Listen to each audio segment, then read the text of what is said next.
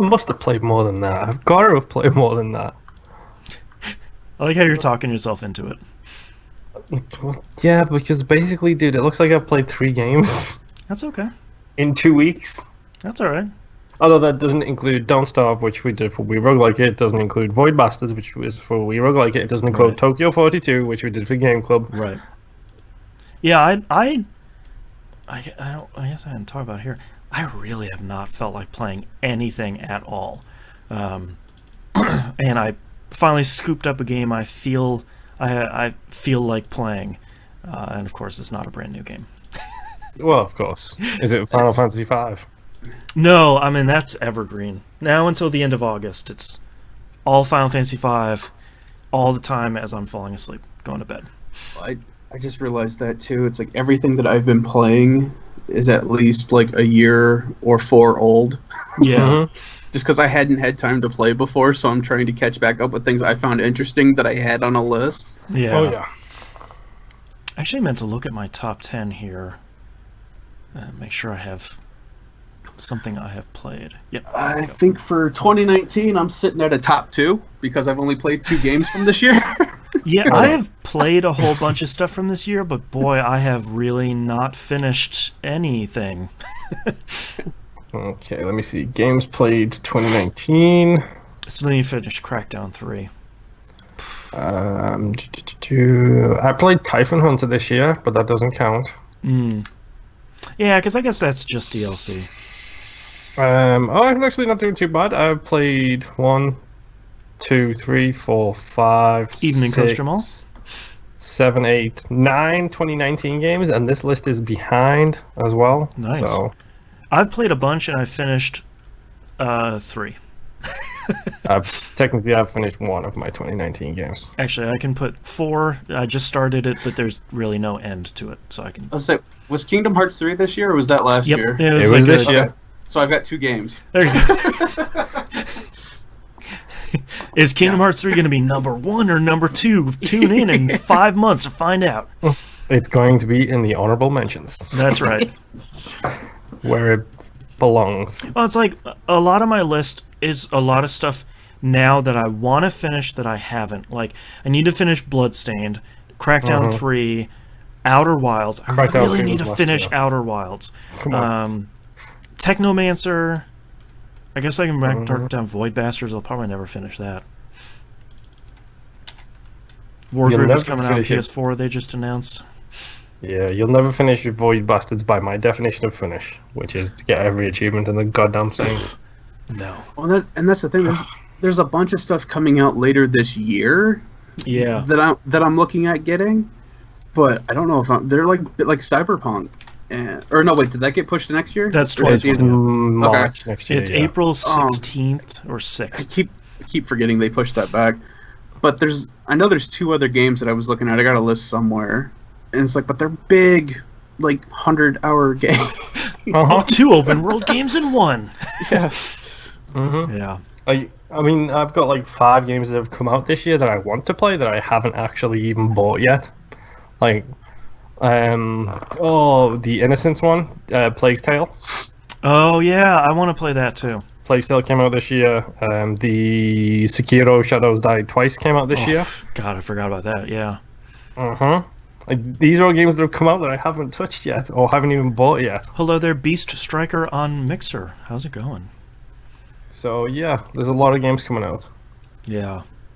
Yeah, I'm still waiting for Link's Awakening. That comes out in the end of September. I already have it pre-ordered. We don't talk about Link's Awakening. Hold You on, have it pre-ordered because you want that crappy amiibo. no, I don't have the Amiibo pre-ordered. Hold on. Hey, Hold on. Corey, I believe One that moment. is. I think it's Corey. From G4G. Hey, Good for Gaming. How's it going? Long time fans of the show. Mm-hmm. And they do very well. RoboPig, part of that whole thing. Yep. Oh, the Amiibo is currently unavailable. Email me. No, I Did really want remind you the. that that thing existed. I really want the. Here's RoboPig. Hey, RoboPig. I really want the collector's edition of Link's Awakening because it comes with a little art book, and you know that's going to be cute as shit. Also true.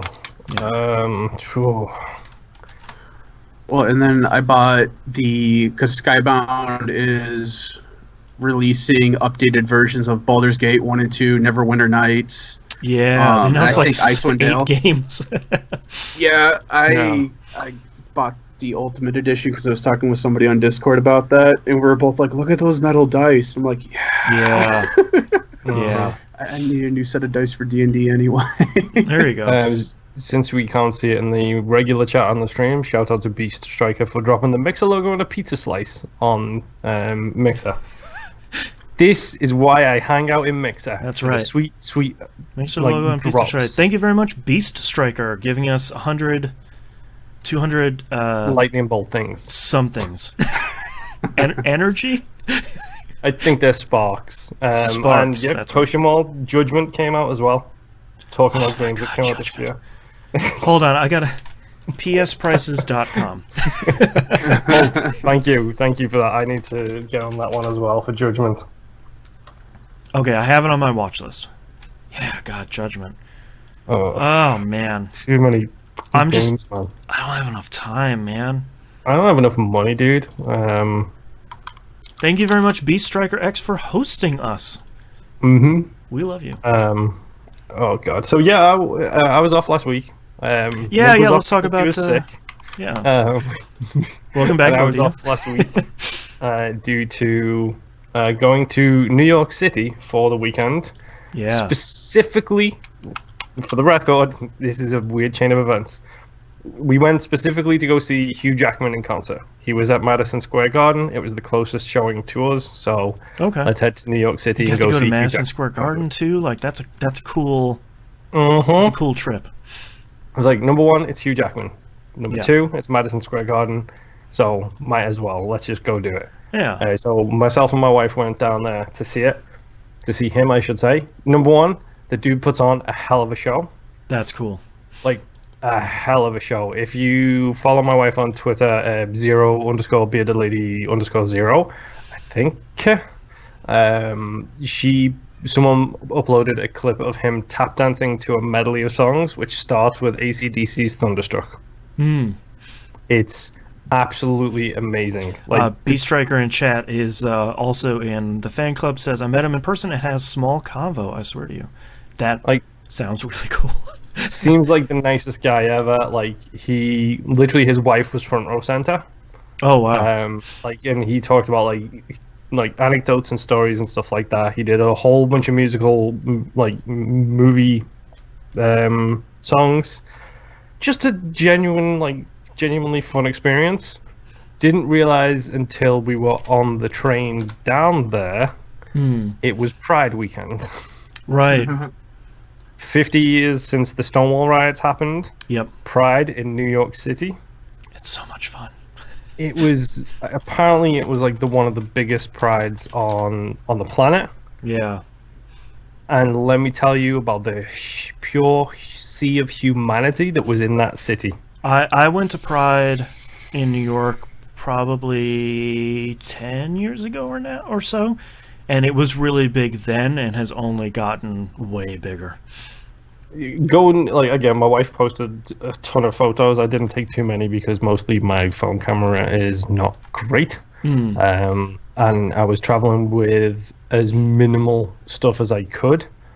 But it was huge. It was amazing. It was so gay in the best ways it can possibly ever be. Yep. I saw the screenshot of the Google Maps that I think either you or your wife posted of the rainbow route. Yeah, I thought that was super cool. It was really, really smart. They basically they put the Pride route in the rainbow thing, and then they had a separate one to the side with where essentially the festival was, which was like the merch, the food, all that kind of stuff was off the parade. So it was absolutely good job Google Maps for knowing where the route is. Yeah. New York needs some overpass/underpass stuff done in that city as soon as possible, because literally the way it ran in a U shape, and if you were caught on either side of the U shape, you weren't getting to the other side without going all the way around. Oh yeah. So it was a bit of a cluster for a while, but it was. I mean, we had pizza in that famous place that does the pizza. I don't know the name of it, dudes. Is it Ray on Fifths? They're all like Gino's original American best time pizza, and the one next to it is like Gino's favorite American all-time pizza. Yeah, apparently this guy was like the first pizzeria in New York. Okay, they're all the first. Yeah, but this is like the actual first one. Yeah, he has like a certificate of authenticity on his wall to show that he printed in like 1813. Yeah, but nicest pizza I've ever had. Not gonna lie, New York pizza's so good.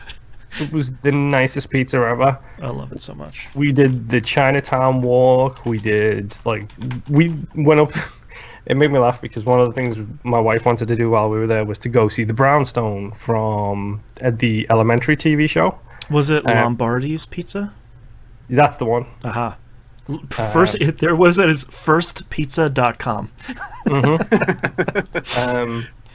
But we went up to, so we got the metro all the way up to Harlem to try and go to, I think it was like 11th Street to go and find this brownstone that they filmed the Elementary thing at. Right. I was like, okay, so this is probably going to take us like 5 hours. No, it took us 10 minutes. We found it. It was great. Oh, wow. And then we walked down. We got the best cookies I've ever had.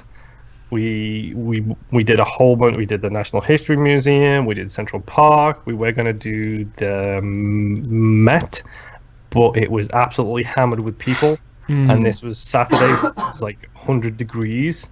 And we were both kind of just exhausted by all of the walking and the people, because both my wife and I are introverts. Right. So it's like, too many people. Let's go back to the hotel and just stay still for a while. Yeah, like you just need to recoup for a little bit. But it was a great time. Like, much fun was had. American trains, still the best trains I've been on. As someone who's been English trains as well. There's so much more legroom. Oh, yeah. But no, it was like we did so much, and like literally, we came home, and I'm not gonna lie, I felt more tired when I got back home than when I did when I left. Right. Just because it was, we were always on the go. There was so much to do. We didn't even do half the stuff which was on the checklist, kind of thing. Right. And like just coming back, walking into the house, and it was just like, oh, I could sleep for about 2 days right now. Yeah. Drop everything at the front door and flop into bed. Right. I'll figure it out tomorrow. Honestly, that's pretty much what I did. Like, we came home, we ordered Wendy's, we got it delivered, we ate, and then we went to bed. Like, there you go. It's just like, okay, we've kind of had enough. And then, of course, my first day back at work, I slept right the way through my alarms, and then got to work late. So. Nice. So good vacation all around. Yes, good vacation all around. I think that was everything. We did so much, dude. It was just like, okay. There's so much to see, just like block over block. There's so much. God, I love New York so much. It was great, but I think the amount of people really took its toll on us. Yeah. Because like New York City is busy enough at the best of times. Yeah. And it's like, oh, it's Pride weekend, which we found out when we were on the train on the way there. Right, and you're like, no, people. It was like, well, number one, great for my wife, because it was a bucket list thing of hers to go to New York City Pride. Oh, cool. So literally she checked off one of her bucket list things. Just by accident. Just completely by accident. That's cool. But it was a case of, like, the city scene. I think there was, like, an additional, like, 2.5 million people there. Yeah. Like, coming in from out of town. And I'm walking down the street to the hotel. There was a little theater right next door, well, 2 doors down from our hotel. Looking at the windows in the theater, I was like, that's the guy from Parks and Rec, the perfume guy in Parks and Rec who sells, like, the things. Yeah. He's also in... Aziz Ansari? No. The guy with the long wavy hair. Aziz Ansari is always trying to like get in with him because he does like. I forget his name. Yeah. Now you know what I'm talking about. There was a photo of him on the window. Right next to that is a photo of a very curly-haired young woman having an absolute blast. I was like, that looks like Abby. Abby from Giant Bomb. Abby from Brooklyn. Yes. I know she doesn't improv. Right. I'm not too sure if this is the theater that she does the improv at. I'm not going to go on Twitter and put it on blast just in Right. case she hasn't talked about the theater. Right. And like 2 days later, my wife checks her Twitter feed and was like, "Oh no, she's got the theater in her Twitter bio." Oh, okay. Okay, so it was Abby. Great. Right. So I spotted a photo of Abby in this window just completely That's by cool. accident. Abby's cool. I like Abby. Yeah. All right, you guys ready to start the show? Yes. Yeah. All right, let's get started in 3, 2, 1. Welcome back to another episode of That Video Game Podcast. I'm your host, Boston. Joining me, as always, is Moonpear. Hello. And the Nymph. Hello. We talked about it a little bit last week, but since Moonpear's here, brand new episode of Old Dog New Flicks for all you patrons. Patreon.com/E1M1, the ones are numbers. Go check it out. It's a good episode. And thank you for voting. Yes, Correct choices been made. Yes, correct. The correct movie won, so congratulations. There is also voting up now for the next Game Club game that is open to patrons of any level. Your vote matters. Those are usually very, very close races. So go check that out. I need to go see the trailers for because there's one game on that list that I know, and the other two I'm like, I don't know what these are. Yeah, if you listened to last week's episode with Monkey Senior and Monkey talked about a game that is very much a me game. I added it to the list while we were recording. It's one of the 3. Of course. Yeah. So are we sure about this, Boston? Because there's a lot of randomization. I use random.org. Like I feed a list into the dark machine of the internet, and it just spits stuff back out. Tokyo 42 comes up for Game Club. Yeah, Void comes up for We Rogue Like It. Moon and I have a lot to talk about with Tokyo 42 in a couple of weeks when Game Club comes up. I'm mostly looking forward to Musum. I want to see want to see Musum rip this thing to bits. It's going to be hilarious. Real wild card, yeah. So go check that out. Patreon.com/E1M1, the ones are numbers. Let's get started with you, Moonpear. What have you been playing for the last 2 weeks? 3 games. Okay. Literally just 3 games. Didn't play anything while we were in New York, obviously, because it's New York. Yeah, taking in the sights and the sounds. Yeah, and there was debates as to whether or not to take the Switch, but it's my wife's Switch, so she would be responsible for it. So she made the correct decision and left her at home. Yeah, you don't want to leave it on the train or anything. Exactly. So we'll start with the recommendation I have for one of my co-hosts here, Mr. Nimp. May I recommend Astroneer to you? You can. I've looked into it a little bit. You can, and I say no. Yes. So you have played a lot of the PlayStation 4 space game. No Man's Sky. Thank you. Yeah. My brain is working great, by the way. It's a Mad Libs episode. Yes. So you played a lot of that with your son, and I believe you mentioned you were playing Minecraft with your daughter because she's not exactly ready for the whole combat spaceship pow pow pew pew kind of thing yet. Correct.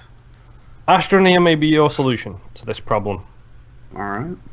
Because Astroneer is essentially No Man's Sky without any combat at all. I think that's on Game Pass too, right? I believe it may be on it right now. I'm going to look it up. I should have looked it up before I interrupted you. I'm very sorry. It's okay. It's very much like Minecraft in the fact that it's collecting resources, building things, so on and so forth. It's a lot less freeform because you can't just build a big square house and have fun doing that. But it's much more about a progression through a tech tree to get spaceships, so you can go to a different planet and get a different kind of resource and then bring that back to your home base and so on and so forth. And it's super relaxing, the art style is super cute, and it's a voxel based destruction system, so you can literally you deform the terrain in a voxel system rather than in the Minecraft's cube system, so you can basically just end up with the Nightmare Before Christmas mountain just suddenly appearing out of nowhere and you don't know why. It's because you've literally strip mined the whole thing. Right. Sweet. I just looked it up. It is on Game Pass. It's genuinely one of the most fun, those kind of games I've ever played. It has the oxygen survival thing going on, but it's all easy to skate around.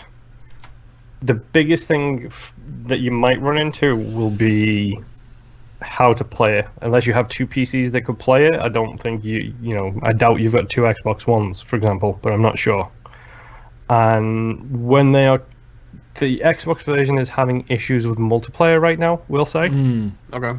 Because the way the game works is it's very much like Minecraft in the fact that it remembers everything. It remembers where you've dropped stuff on the floor. It remembers where everything's located. It remembers every voxel that you've deleted from the game because you're mining a big tunnel. It remembers all of that, and then when someone else loads in, it can be a little straining for the engine, we'll say. Right.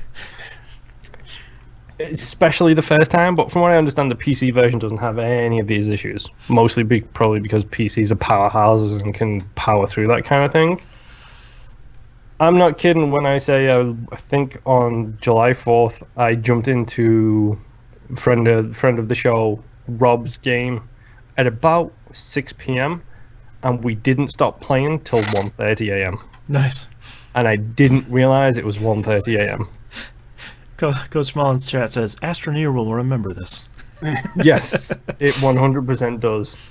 But it's the progression, it's the survival, the Minecraft thing of like collect the resources, build your base up, organize your base how you want it to, and then you're like, well, where do I get iron from? And this was something I struggled with. I was like, okay, I need iron to make the next steps down the tech tree, but what do I do to get iron? You build a space shuttle and you fly to a planet that has iron on it. And then you can build a new base there. You can set up a whole thing there, and then bring iron back to your main base on the main planet. It's got a very interesting arc of going to these other places and exploring them, and they're like, your starter planet is basically Earth. So it has one over No Man's Sky straight away because the starter planet is an easy planet. It's not radiated. It's not on fire. It's not hot death. Yes. Trial by fire is not a bad thing. It's not, dude. By literal fire. Yeah, I will disagree in the case of No Man's Sky. Yes, that I definitely will. But then you fly to the moon, and the moon's got a slightly different type of resource. So you get a bunch of resources on the moon of that planet, and then you realize, oh, I can fly to the next planet in the solar system, and the next planet in the solar system, and it's got a really solid system that allows you to very slowly work your way up this tech tree, while at the same time having fun. And then you get to the big purple pyramids. Go on. The game has a hidden story mode, shall we say? Okay. Which is giant purple pyramids on the surface of the planet, and she's like, "Well, I don't know what this is. Let's examine it." That is a story, which I'm not going to say. And then, basically, to progress past that point, you have to go to the center of the planet. Okay. Which involves a lot of mining, a lot of digging, or in my case, fly to the planet that's got the iron, bring the iron back, and then make yourself basically a giant monster truck. Put a drill on the front of it. This sounds great. Get Rob into your game, and then the pair of you go on a let's just drill to the center of the planet thing. The controls for the vehicles are not ideal, so you start the drill basically points wherever it's leveled. So if you have it leveled but you're parked at a 45-degree angle, it's going to drill at a 45-degree angle. Okay. But then you can choose to lower that plane so it's angling further down and drilling further down again. So I'm sitting there with Rob, and we're making some progress through the floor, and then every now and again Rob will just randomly shout, "Go deeper!" So my immediate response to that is, okay, I'm just going to angle it as low as I can and be damned with the consequences. Right. Have you guys ever seen The Core? Yeah. I don't think so. This is actually what I was thinking of. Mm-hmm.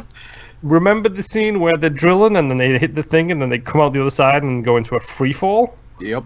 That happened about 20 times.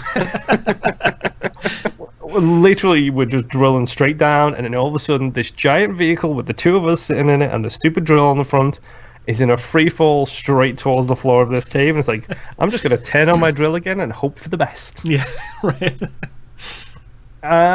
We got to the center of the planet. Things happen there. It's very interesting. There is a lot of stuff there. It's cool. It's interesting. I can't say too much about it. Now, the problem is me and him are currently parked right outside the core of the planet with a giant vehicle that we somehow now have to get back to the surface of the planet. Aha. So this is where the whole voxel terrain thing comes in quite handy, because if you have canisters on your back when you're deleting the dirt, you collect the dirt, and then you can build that how you want to. So now we are in the process of building big dirt ramps that lead from the core of the planet all the way to the surface of the planet. You gonna jump off that ramp 50? We're going to try our best. It's worth mentioning the achievements in this game. I love a really good, well-described achievement. There is an achievement called That Ain't No Moon. Great.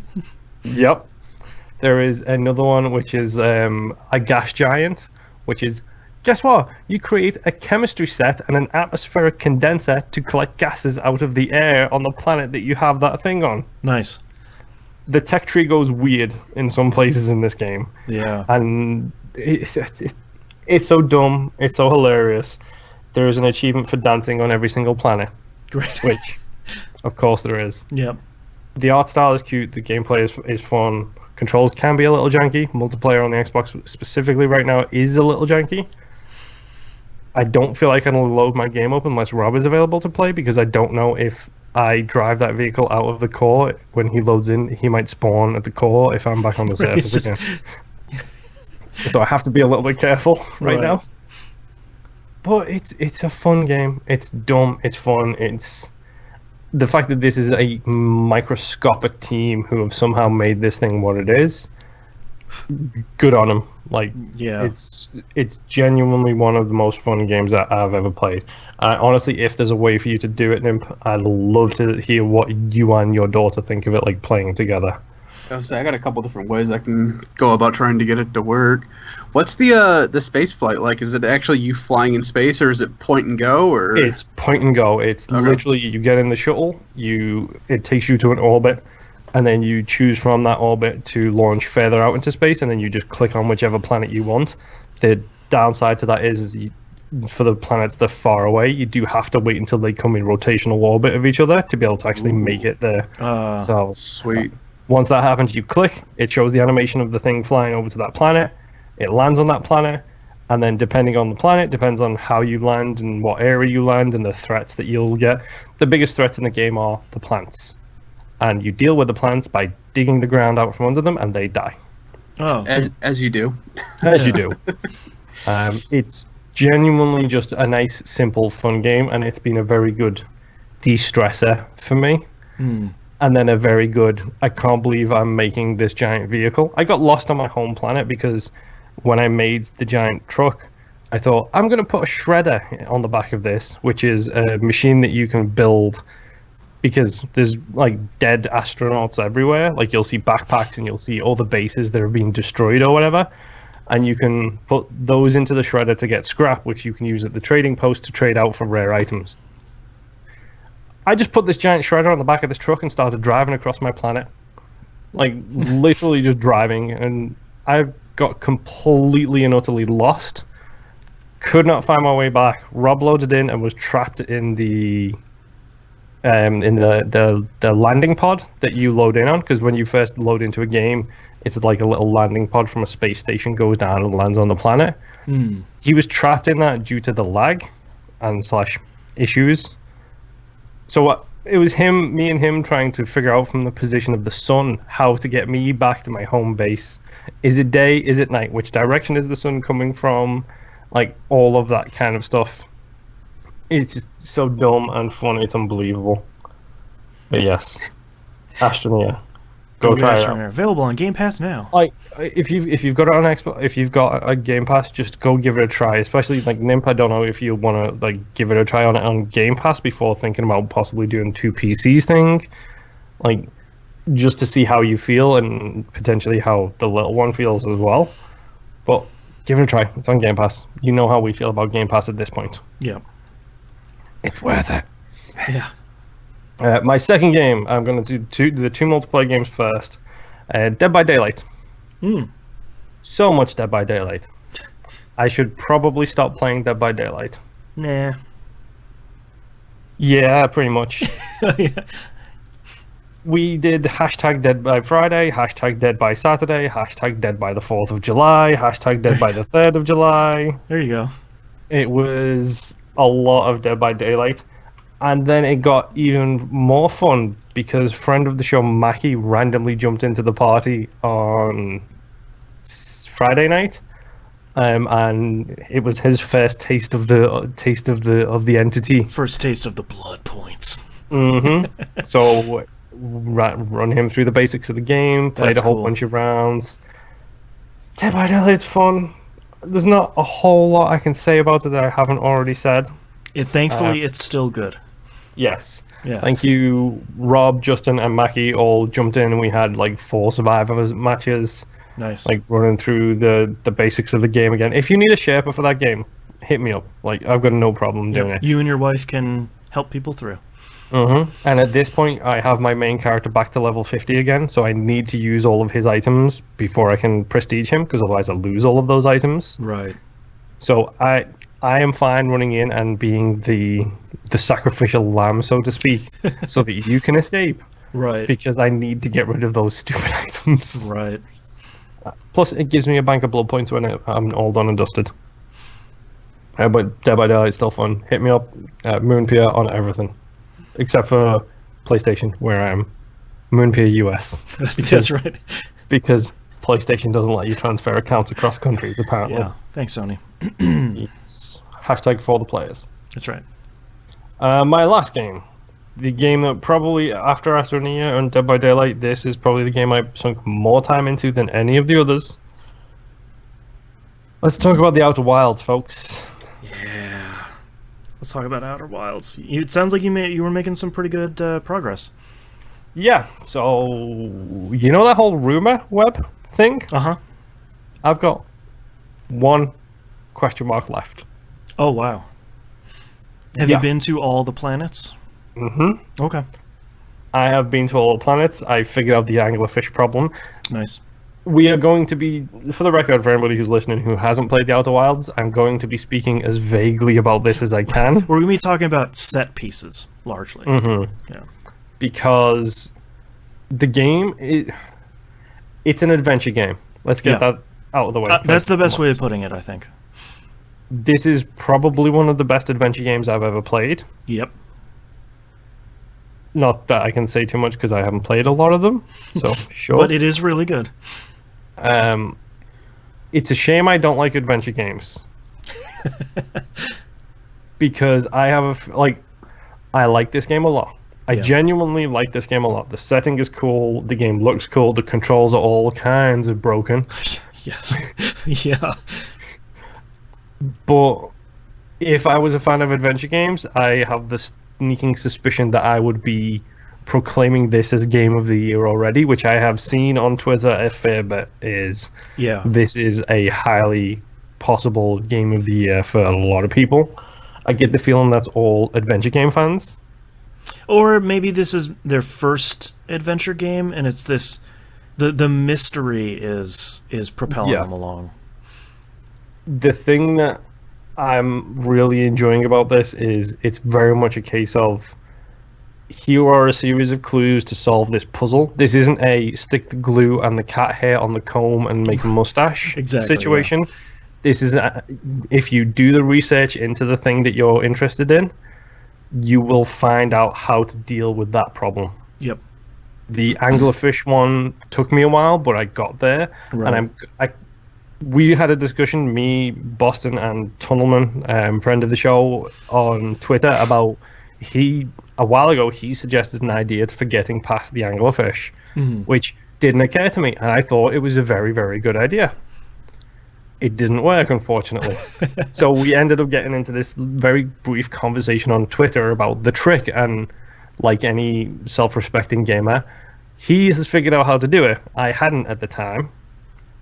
I figured it out separately by doing some of the clues that lead you towards the anglerfish solution. Right. You have to go to other planets, look at different things, so on and so forth, and you'll eventually kind of figure it out. I know where the eye is, Okay. so that should tell you how close I am to Right. the I'm end assuming credits. that's the end of the game. I believe when you get there, that is the credit scene. Okay. I have learned about quantum physics. Yes. there's a significant portion of that game about the relativity of time. Yes, and quantum entanglement and Yeah. so on and so forth. For anyone that wants to play it, it's genuinely not as It's not sciencey. it's not as imposing as it it sounds. It Mhm. poses a lot of questions, and you don't have to figure out that puzzle. It's more of the people in game are talking where it's like, this crazy thing happened that's impossible. We need to run a bunch of experiments to figure out how and why this is happening. We're gonna go run those experiments here, which is very much cough cough. Go to these planets. This is your next step. The projection stones help. Yes. They help you locate different things. I'm trying to think of. I have 2 achievements left in the game now, which is one is hidden, which I know I already know that is the finish the game in one run, in one loop. Oof, I should say. Okay. Yes, so you have to know it backwards and forwards to be able to do that one. Right. And the other one is to fill out that rumor mill, the whole rumor page. You have okay. to fill that thing out. That's the archaeologist achievement. I'm working on that one right now, which is why I'm not going to the final location. Right. Mostly because I need a power source to get me to the final location, and my big question mark is the location of the power source. So Gotcha. I'm hoping that by doing that, because I've already gone through, and when you're in the rumor mill, it will say, these are 3 things you've learned about this location. There is more to learn here. Yeah, So that's one of my favorite things. It's like in orange, and it very much says, or there's more to explore here. And it's like, it very much is saying, you found a lot of stuff, you gotta go back. Yep. So I have literally got rid of all of those. There is more to explore here. Nice. The quantum moon was incredible. Okay, I don't think I've done that yet. Have you done the Tower of Quantum Knowledge yet? I think so. It's been like 2 weeks since I played this, so some of this stuff, Outer Wilds really likes a lot of proper nouns. Yes. So I get some of that stuff tangled. Probably my most and least favorite thing about this game is the timing-based nature of it, which you are introduced to very early, because one of the first planets it basically points you at is the Ember Twins. It's like, go to the Twins, see what's going on there, and that's the 2 planets which it's kind of like the main set piece for the game. Is one is full of sand, one is full of rock.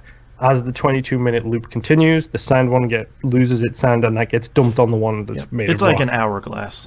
Yeah. There is so many more things you need to play with time-wise on other planets. I was just doing the Interloper with the ice on it.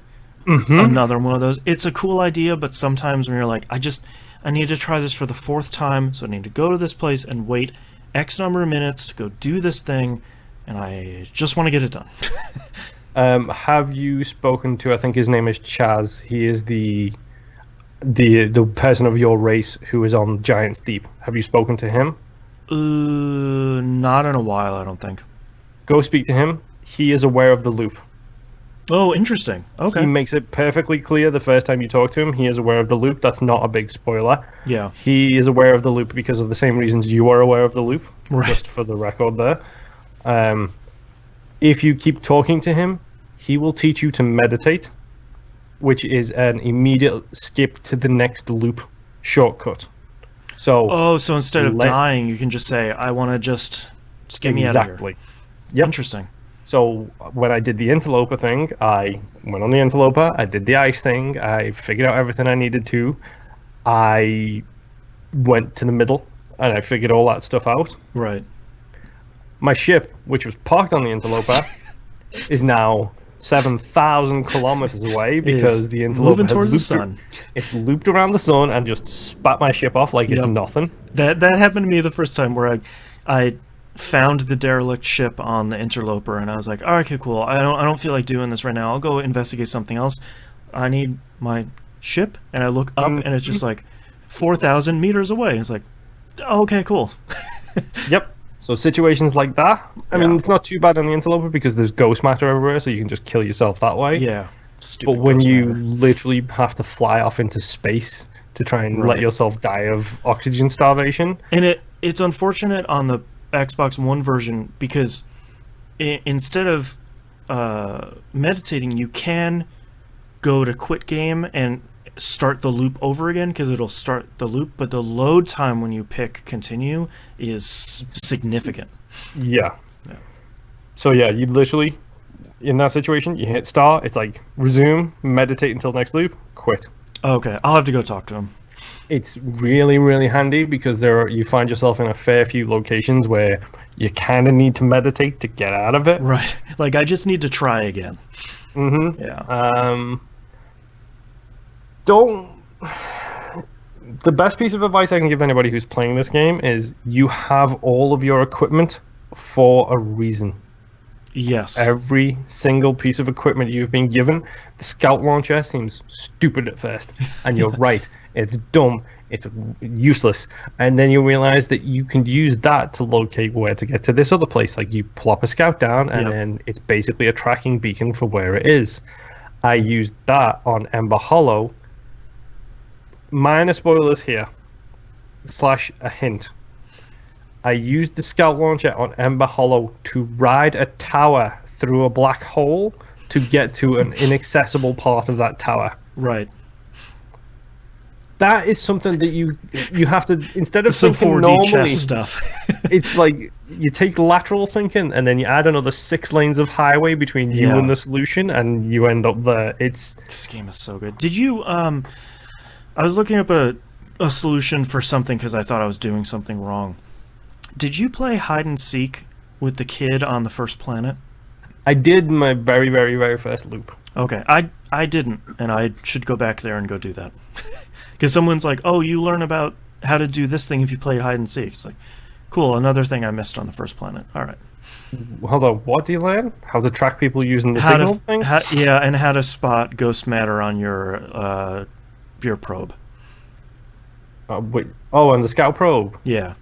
Yeah, by taking photos, and then you see like the shimmery stuff, the big bright colors. Yeah. Yeah. Which the scout, the thing also has a photo mode, which is very handy. So you don't have to launch the scout to check the areas. You can just switch it to photo mode, and then it shows directly in front of you what the ghost matter is. Oh wow! I mean, there's so many. I spoke to somebody. I can't say much more than that. I spoke to somebody who wasn't on the original planet, and it wasn't one of the astronauts. I spoke to somebody. Nice. It was an insane moment that might be up there with one of the best moments in video games, period, because the amount of stuff you have to do to get to that point. Right. And then the payoff is something insanely great. Yeah. And now I'm literally just at the point where I need to go to Brittle Hollow. I need to explore the Hanging City. I need to get the thing to the thing to the thing to go back to the thing to take that thing to the other thing. Yep. And you know all the pieces. Like you've discovered the flow here. Yes. I 100% now believe if I wanted to go for the new loop one, you could just do it all in one. I think I could. Right. Based on knowing all of the different shortcuts and all of the different things and stuff like that. Like learning how the teleportation towers work. Right. Game changer. Yeah. Learning all of the things that lead there. I did do a Metal Gear Solid 3, which is one of my favorite things you can do in any game, which is you broke the space-time continuum. Yes. I did that. Yep. It was so much fun and stupid to do it, but I did it. And I got an achievement for it, which is great. I love Outer Wilds. The most curious thing to me is I have learned all about this race that died however many years ago. I have learned their logic. I've learned their advanced science. I love the fact that they bump into your species when your species is fishes, basically. Right. It's an insane, in-depth look at this, like, archaeology kind of what you learn about the past by, you know, looking at things like that. And I get the feeling now, at the very end of the game, finally, the story makes sense.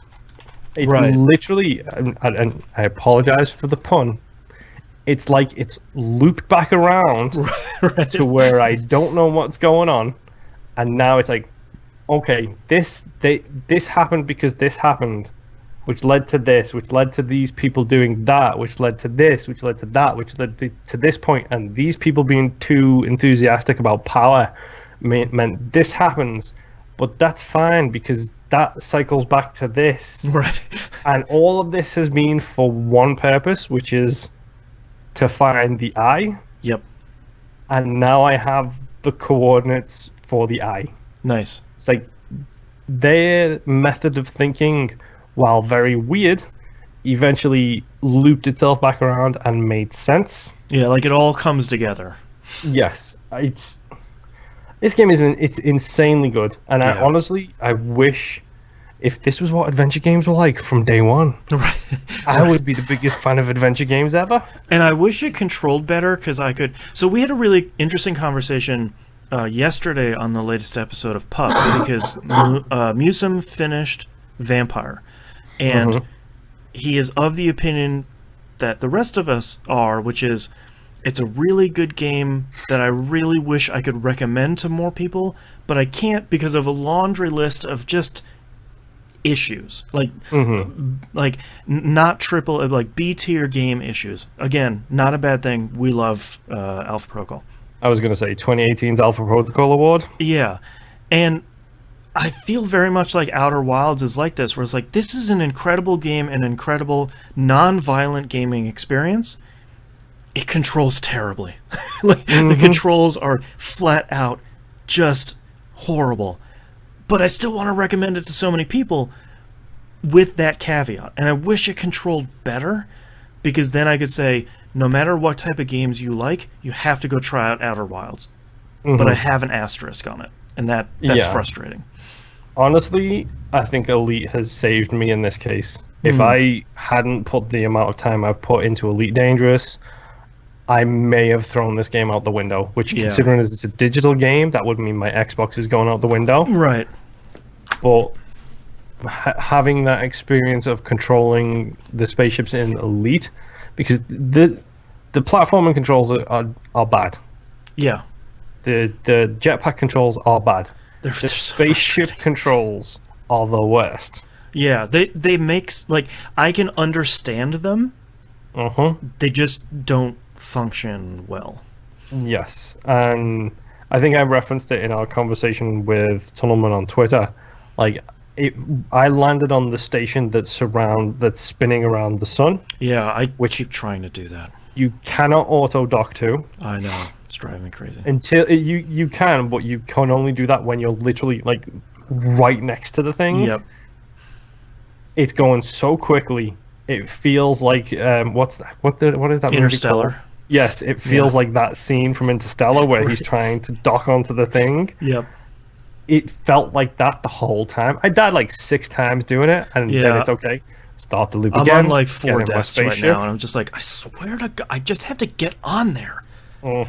Yeah. There's like 4 or 5 things you can read on there, I think. Of course. Of course there is. Let me in.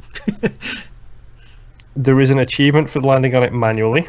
Oh, Jesus. Which, no, as soon as you step foot in the station after flying your shuttle there, you get the achievement. Oh, okay. Let me save you some frustration, Boston. Sure. There is a tower that can take you there. Okay. You just don't get the achievement. That's literally the only difference. Yeah. So, save you from some frustration so you don't have to pull that thing off. All right. It's like it's like literally the hardest docking thing you've ever seen, because 1 centimeter of acceleration too much and you get sucked into the sun and you're dead. Yep. Just 1 centimeter of acceleration too little, you bounce off the thing and you're back in space, and it's so hard to come back to it and line up, because you'll never get yourself in that same orbit, that same speed. Yep. It's moving so fast. I don't know. Some of the crazy crap that I've pulled off in Elite, I think, has prepared me for a lot of space flying games. I think you'd be like ready. with No Man's Sky. The controls are not great for flying. No. But it's just like flying in a high gravity planet while flying an anaconda. Yeah. So I just put myself in that mind frame, and I'm doing donuts around meteorites. And Yeah. Yep. It's, I mean, Outer Wilds is great. It's probably the biggest surprise for me of 2019. I would like to say that, but so many people were talking about this before I even loaded it up. Like, everybody for me was already super hyped about this. Yeah. Respect for what they've done with, I'm assuming, a small team and a I think it's like Purina. 3 people. Yeah, and a Purina again, knocking it out the park with their publishing deals. Yeah, they're picking all the their movie sector not doing so hot. Game publishing picking all the winners. Yeah. It's kind of like if Devolver Digital was a lot more selective. Right. Like, that's how they feel right now. But boy, between them and Devolver, like, scooping up the hot indies. Yeah, and Dave Lang wants to be an indie publisher. Good luck, Dave Lang. Yeah. House of Wilds is great. Like, yeah, give it a shot. I hate adventure games, and I am okay with this game, so that should tell you how good it is. I think this is what adventure games should be, where they give you all the tools to figure it out, and they don't really... There's no punishment for getting anything wrong. Like, there's no real fail state. Your fail state is you start the loop back over, but you're always learning something every run. Yeah, and if there's something that you find yourself particularly stuck on, there is a solution to it. It's probably on a different planet. Like, yeah, the whole quantum shards, quantum moon, quantum everything. My brain was just like, I don't know how this thing works. Like, right. I just don't. I'm not putting all this together. But then there is a tower that you go to, which is the trial tower, which is about learning about quantum mechanics. Yeah, it's like the way that I haven't gotten there yet, but the way that the game starts introducing it to you is like, you want to learn more about this? Here's the tutorial for like the alien race in game. It's like, you want to start learning about this? Here are the first steps on your journey to learning about how quantum stuff works. And then you follow those steps, and then when you get to the end of those steps, it takes you to this tower, which is the trial tower. Right. And that teaches you a whole different thing to do with the quantum mechanics, and just like, there's a game changer. Now I understand. Right. This one little thing that I wasn't aware of now has changed my entire perspective on it, and then the quantum stuff now, I'm like, oh, well, that's nothing. That's easy. Yeah. I can do that. Quantum I learned stuff, all I need got to it. know. That's old hat. You know, who cares? All this is fixed. But it does such a good job of like just leading you bit by bit. And the notes in the rumor section as well are pretty good, like where it's like you learn about this specific topic, but then usually one of the notes will say, this person said that this person would be studying it on this planet. So then you know you need to go to the other planet, usually to a city or a location or whatever, and find the next clue in the chain at that location. And there's not much on each planet, so it's very much like, if there's something there, it's important. Like a city or building or something, you're supposed to go there and you're supposed to check something out. But it's great. Go play. Give it a shot. That's all I've been playing. Nimp, how about you for the last 2 weeks as well? All right. So since I was awesomely ill, I had posted on Twitter that I had a fever dream of some sort with my notes, and came up with a gangster platformer. Yes. So sounds keep track fun. of what I've been playing if you can piece together the games that I was fever dreaming about. So the first game I had played, I've been playing a lot of like E8 again. I haven't finished the chapter I'm on yet. I'm almost there, but there's a lot of exploring right now. So I'm at a point right now where I'm learning a lot about the island and the inhabitants that used to be on the island, and I'm getting a lot closer to unlocking one of the mysteries that's been going on. So I'm almost done with that. It's mostly kind of been my at-work game where it's like, oh, nothing's going on. I'll sit here and play this for a little bit until something happens. Yeah. So not a whole lot going on there. No Man's Sky I didn't play too much of. My family was actually went out to Maryland for a week, and my son did not want me to play while he was gone. Right. So the only thing I did in there was I had found an abandoned ship on a planet, and I claimed it. It's in my freighter. Decided that I was going to build it back up so I can fly it. And those things are resource intensive. Yes, it is. It's a dedicated mission. Yeah. Which, because I'm a hoarder in these games, there was only a couple more things I had to pick up, I was able to get it flying again, no problem. Yeah. But it really drained all of my resources. Yeah. So, and since I haven't played it again, I haven't been able to recoup any of that. But it's not going to be that hard to get it all back. But I didn't think it would be that bad until I started really looking at all the subsystems and stuff that they want you to fix. I was like, good God, I can buy a new ship for all that. Exactly. Next game that I kind of touched was just Sonic Mania. It was I believe it was the free game for last month for PSN. It was, yeah. I haven't started it yet. It's a Sonic game. Yeah. I mean, I liked it. My son was watching me play it before he left. We got pretty far in it, and then I got stuck on a boss, and I was like, all right, screw this, I'm done. Yeah. I think that's the biggest compliment you can give it is that it's a Sonic game. Like, not a Sonic game with an asterisk. It's a Sonic game. It's fine. Hey, if it doesn't have Hogs, then I ain't interested. There you go. I haven't gotten that far in there, so it might. Yeah, who knows? But I mean, I never looked into the game, so I didn't know if it was like a remaster or just a remake, or if it was just a brand new game onto itself. Because you kind of start off in the green lens, basically 1-1 of Sonic. Yeah, the green from the Genesis. Yeah. So that all felt familiar, and was able to play it no problem. So it has a really cool history because it's made by a team of people who were making Sonic fan games, and Sega said, "Hey, those are really good. Do you want to make a Sonic game?"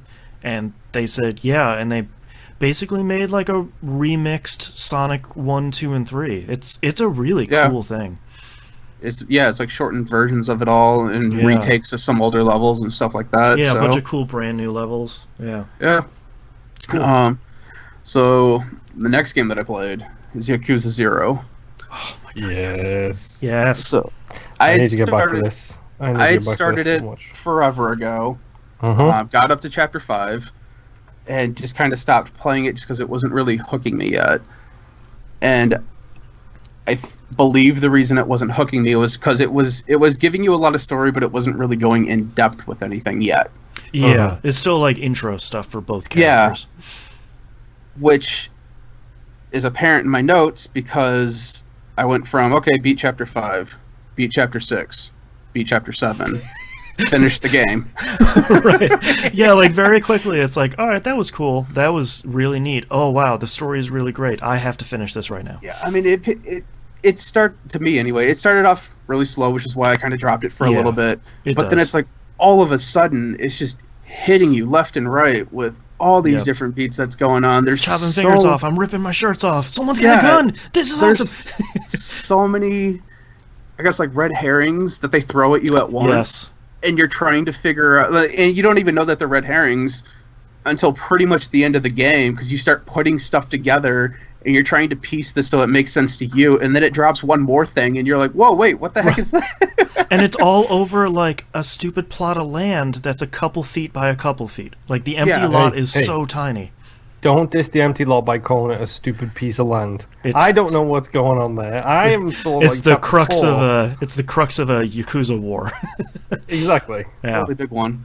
But there's just all kinds of fun, stupid, crazy stuff that I was fighting. You get like the whole throw money mechanic where you find this out by some rich guy who doesn't mind getting mugged, but he doesn't want to have his time wasted. Yes. So when he finds out that all they want is his money, he just grabs a lot of it and throws it and then just walks away. and that's how you learn to use that mechanic. Yeah, I love that Kiryu's like, ooh, interesting. It's like, you Yeah. learned a new skill. It's like, that, okay. There was another one with the cat fights. Yeah. I found out, not necessarily how to spam it, but to basically make a decent amount of money off of that if you use one particular fighter all the time. Yeah. And that was kind of a random thing. But then you got like the mahjong and all this. And have you done the cabaret club stuff? A little bit. That's my favorite thing, and it is both that and the real estate thing are both surprisingly deep. Yeah. Wait, hold on. Boston likes base building mechanics, you say? Dude, I'm shock of shocks. The cabaret club is crazy though, because it's not only base building, but it's also this like recruitment thing where you're raising your staff and you're mentoring them and you're giving them days off, and like you're managing your staff, along with you have to remember all the hand signals they're giving you during when they're serving customers to give them exactly what they need to make everyone happy. It's so that good. way you get more money, and then you can make money rain. And yeah, I started recruiting hostesses. Yep. A couple of them sent me on some random errors. It was like, oh, I want this bag. Right. I don't know. Just like, I don't know where to get this from. Yeah. And I started leveling up, and now I've got platinum waitresses. Nice. And now I've got levels within platinum waitresses. Yeah. It's all so crazy. good. And then you can take your platinum waitresses out on quote unquote dates for quote unquote training. Yeah. It's so funny because it's exactly opposite from how skeezy it sounds. Like, it genuinely is a training like seminar that sometimes they think is a date, but Kiryu and Majima are both sort of like, no man, we're training. Like, what do you think this is? What are you doing? Yeah, because the whole role of a hostess, for people who don't know, is you go into a basically bar. You have a woman there that is there to serve you as a waitress, but your own personal waitress for your party or whatever. And talk with you and all that. So it is kind of a date setting, even though you are not dating this woman. Right. So by bringing these women out on dates, you can help them so that they are better at conversations, better at guessing what, their customer would want from the bar.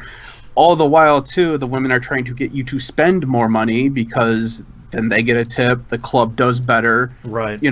So it is more than just a quote-unquote date. It is actual training, but it's just funny how it's all outlined in that way. And one of my favorite things about the Cabaret Club, too, is once you start getting big, then at each level, one of the other Cabaret Club owners is sort of like, we got to take that dude down. So you, like, storm their place, fight a boss battle, take over their club and their area, take their hostesses, and make your club bigger. So you're like taking over boss after boss and like taking over this entire city. God, Yakuza 0 is so good. Well, and the fight styles between the two characters, because you have what is his name? Kiryu and Majima. Kiryu and Majima. Yeah. Majima is great for if there is just a group of enemies in front of you, you just get in the middle of them. You take out your baseball bat and start spinning. Yeah, baseball bat or his breakdance one too. Breakdance and one you is will so just waylay them, and you get bosses in a corner, and they can't do anything to you because you're just constantly pounding on them. The only time I had to change my strategy was when I was at the end of the game. Yes. And I just had to hit harder and faster. Yep. So that took me a little bit to get this one particular person I'm thinking of.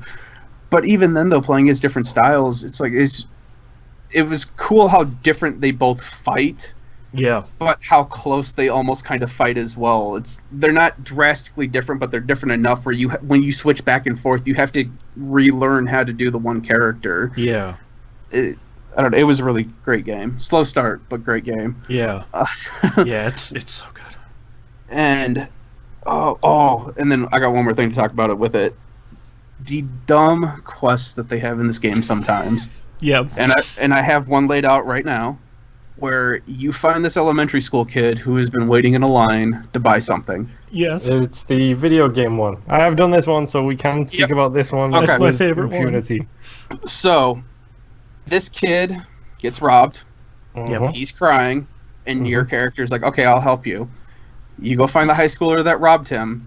The high schooler gets robbed. You fight the high schooler. High schooler tells you he got robbed. Tells you who it was. It's like, all right, fine, whatever. So then you chase after the next guy who gets robbed. Yep. You kick his butt. He tells you got robbed. So then you go after the next guy who actually has the game, but then you find out that he was stealing it for his son. So you kick his butt, you get the game back, the kid shows up, you go to give him the game, and all of a sudden the kid's like, Dad? Yep. And so it was like this whole escalation of events where basically the dad, through a chain of events, stole the game from his son to give back to his son. Do you guys know where that quest line comes from? It comes from real life. No. Off the top of my head. Dragon Quest III, when it was released in Japan, the rumor was at the time, whether it was substantiated or not, that the game is so popular that when people were walking home after buying the game, they were getting robbed by people who couldn't afford the game. That sounds about right for Dragon Quest in Japan. Yeah, Well, so like, and I had figured that this was probably a Dragon Warrior game. yeah, That just because of how they couldn't say what it was, but what they were saying it was. yeah, it was very much like the third game in a fantasy RPG. And it's like, Yeah, it was okay, I get the it. RQ3 or whatever. Yes, it's like, oh man, So yeah, that's the fun, crazy stuff in Yakuza. yeah, I started up Kiwami after that. Didn't get too far in there. I just made it to the jail in that, and it's already taken a good weird turn of crazy stuff happened. yep, Your character is taking responsibility for something that kind of has to do with him, but not really. yeah. He's like taking the fall for it. Yeah, That sounds familiar. even though he Yeah. doesn't have to at all, he's choosing to do this. No one's told him to do it, Right. and I'm curious to see how that game goes. Yeah, I liked Kiwami, but I still think Zero is my favorite out of the ones I've played. Kiwami feels a little... it's good, but it's not nearly as good as Zero's storyline. I think Zero has the benefit of being recently developed, where one has a specific story it's trying to tell. You can tell they filled in the gaps here and there, but it very much is, here's our first take at this, and we got better over time. Yeah. The funny thing, because you run into Majima pretty fast, Yeah. and he's already bat-ass crazy, Yep. and he just wants any excuse to legitimately fight you, Yes. and it is the funniest thing ever. Yep, the Majima everywhere system. Yes. Yep. So, next game after that I had played was Shantae Half-Genie Hero. Yes. Talk to me about these games, because I have a couple of them and I have never played them. So this is the first Shantae game I've ever played. I know that there are other ones, but this one was on sale, and it was the Ultimate Edition or whatever, so you got all the DLC and stuff like that. I really like it. I mean, it looks really nice. It's smooth. I don't know if it's the Xbox controller or if it's just me that sucks at platformers. But there's some fine jumping that you have to do, which turns into fine climbing, which turns into fine dodging. And eventually I got there, but I had to start using the D-pad on the Xbox controller with the Elite controller. Because I don't know if it's the analog stick or if it's the jump button, or maybe it's just the way the game is, but I feel like it's not as responsive as I would have expected it to be. Right. But it could also be because I just suck at these games, so my timing could just be off. Or maybe it's one of those platformers that's like, hey, you really need to play this with the D-pad. Like, you need that level of precision. Yeah, I mean, look at Rayman Legends, one of the best platformers to come out in the past, 20 years. Yeah. And that thing starts off really nice to you. Yeah. And then about 5 hours in, it gets really mean really quickly. Yep. God, that game was good. Well, and it's set up like a Metrovania. Yep. Which is why I was kind of interested in it anyway.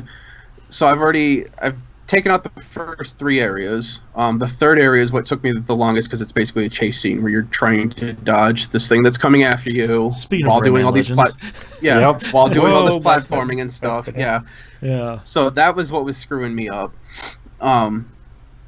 But now I'm back to a point where I'm basically doing a quest so that I can unlock the 4th area, and I have to go back to the previous areas to find hidden things. And you get these abilities, these dance genie abilities that turn you into things.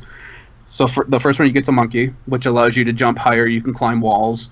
The second one you get is a crab, which lets you go into the water. I can't do a whole lot with the crab yet, besides going into the water. And then you get a mermaid, which lets you do other things later on. but they all help you unlock different things, so you can get more hearts, you can get better equipment, all this other stuff. You're upgrading, you eventually end up with magic. You can upgrade your magic through the gems that you collect through the world, which is the currency.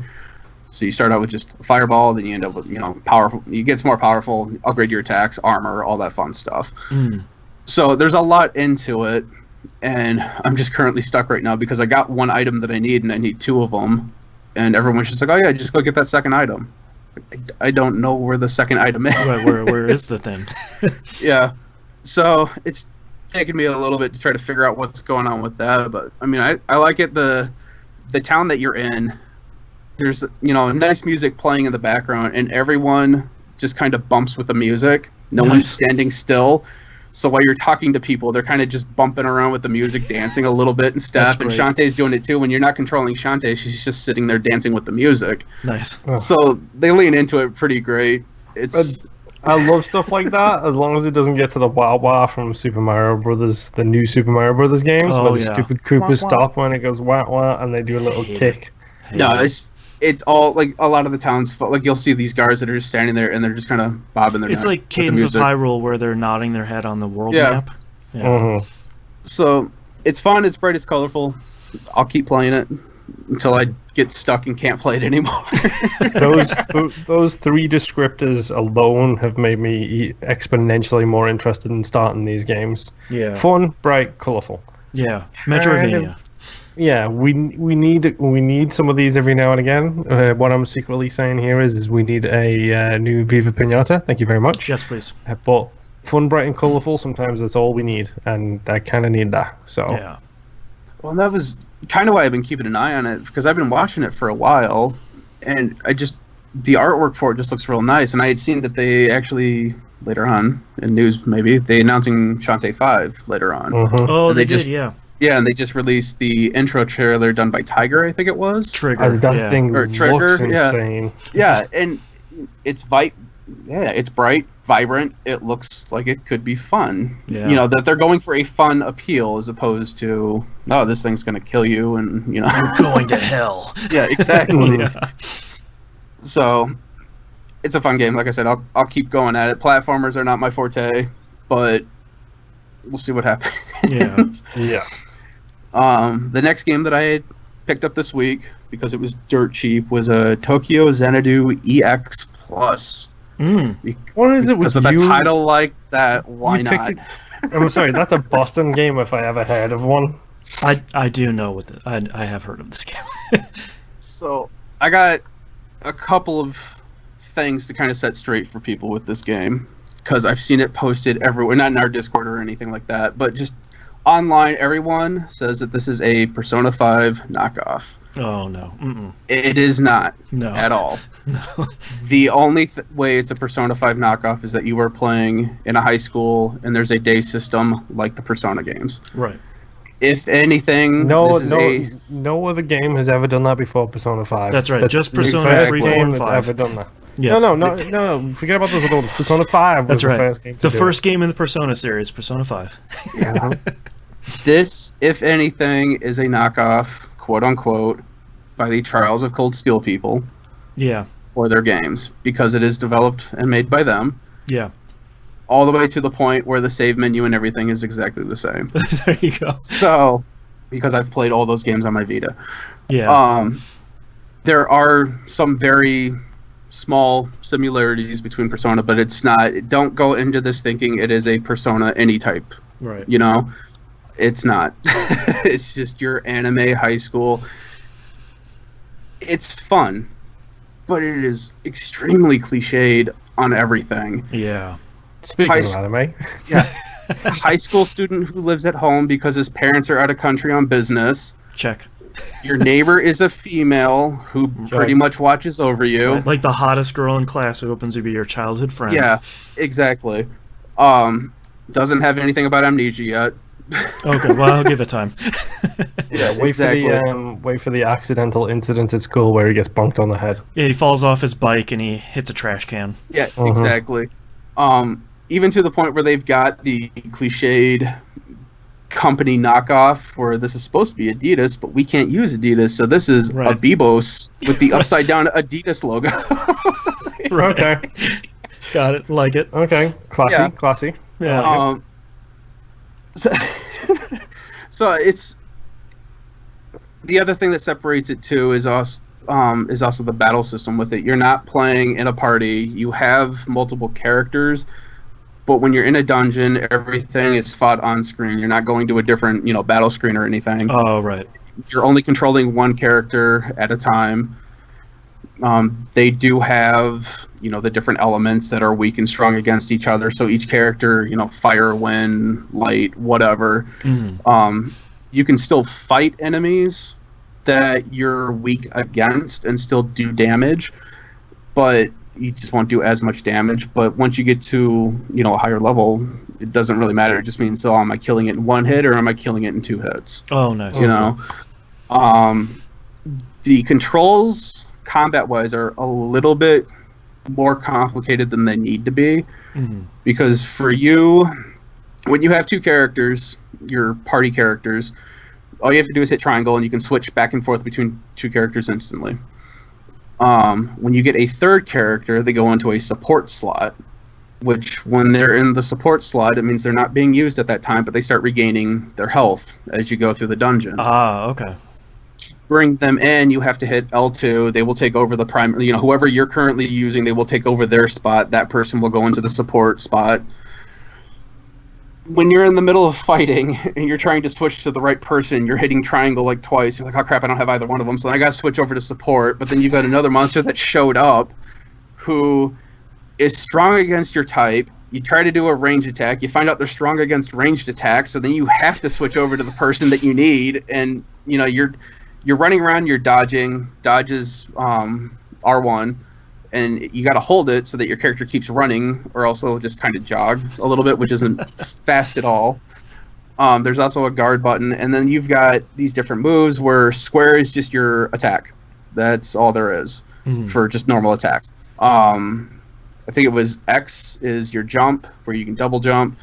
O is like a special that you can unlock. You push down on the D-pad, that unlocks an X strike. If you hold L1, R1, that's a D drive strike, and if you hit, I think it was R2, that's like your ultimate limit break, fancy anime logo finisher thing. Right. So there's a lot of buttons being used that you could have just simplified this all down so that I don't have to hit all these things, especially when you're trying to frantically do something. No, you're like shuffling cards in your deck. Like, yeah, exactly.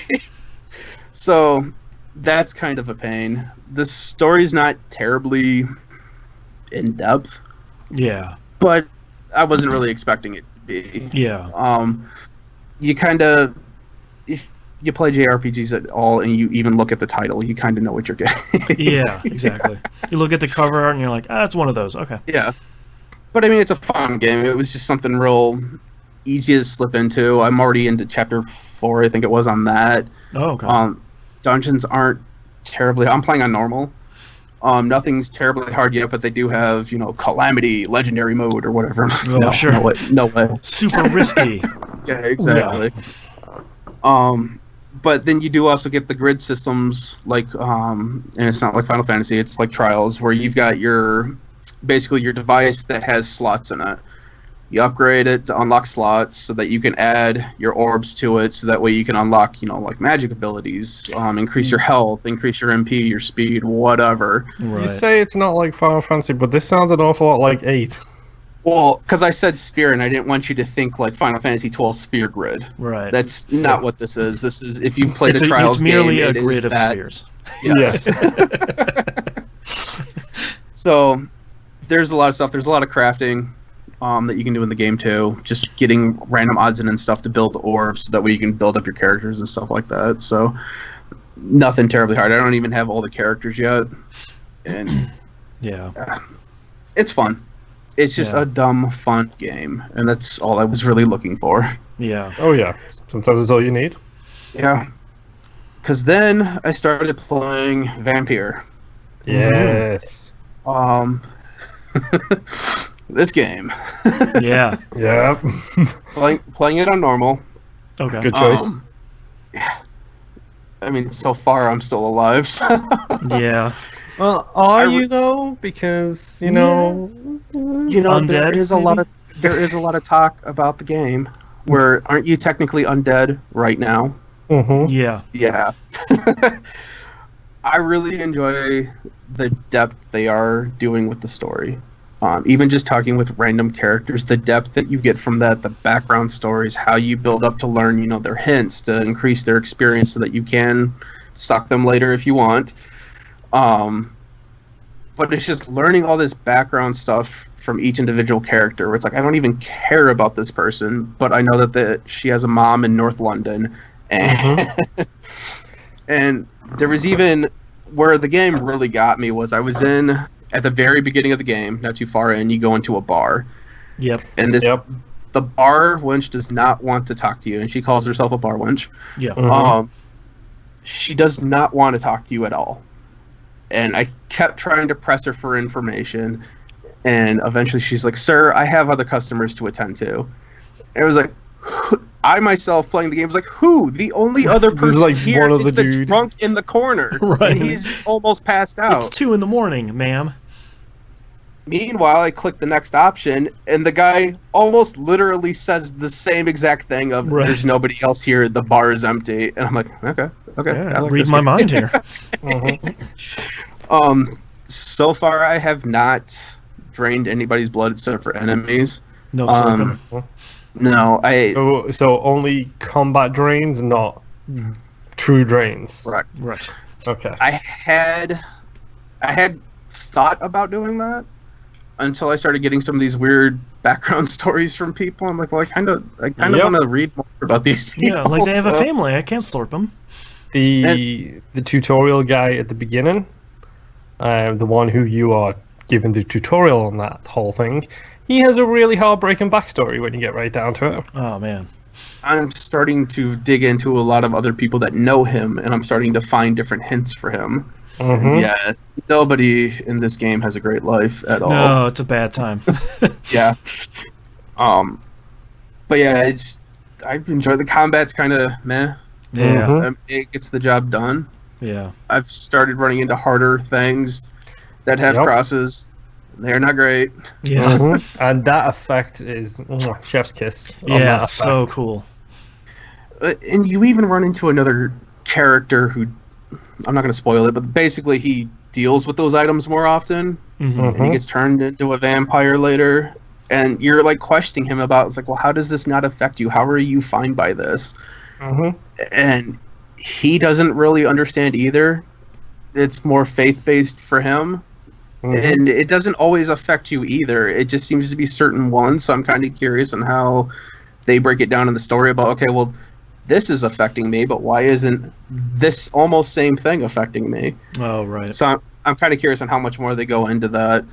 But I'm at the point right now where I just finished helping the benefactor for the hospital, which actually opened up a lot more background for econs and stuff. Yep. And I ran to delve into the politics of vampirism. Yeah. And then I ran into my first werewolf, and that was no joke. Yeah. Mm-hmm. Literally ran into him because he was on the other side of this truck, and then he just moved. And I'm like, oh no.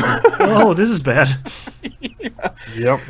But even how they treat the backstory between werewolves and vampires, and from what little bit I've seen so far of it, it seems like werewolves are kind of like a subset of the vampires when you break down the hierarchy and the different subsets between econs and, was it Skrulls and Archons or whatever. Oh, yeah. This whole backstory that they have, I mean, it seems like they do a really good job with their lore, and I'm really interested in reading up a lot more on it. Yeah. Dude, there is so much lore in that game. It's absolutely unbelievable. If I may, I would like to put the edict down, please. It's do a little slurp, not drink people's blood or anything like that. We have to keep the show's nomenclature. Yes, do a little slurp is the correct terminology for it. Yeah. All right, I'll keep that in mind. Yeah. And then the last game I played was Resident Evil 7. Oh. Yes. Have you played this before? No, this is my first time through it. Okay. Tell me about how much you love it. I cannot play this game in VR Mhm. for two video game reasons and two real life reasons. Okay, let's take a guess at this. Two real life reasons: wife and children. Yes and no.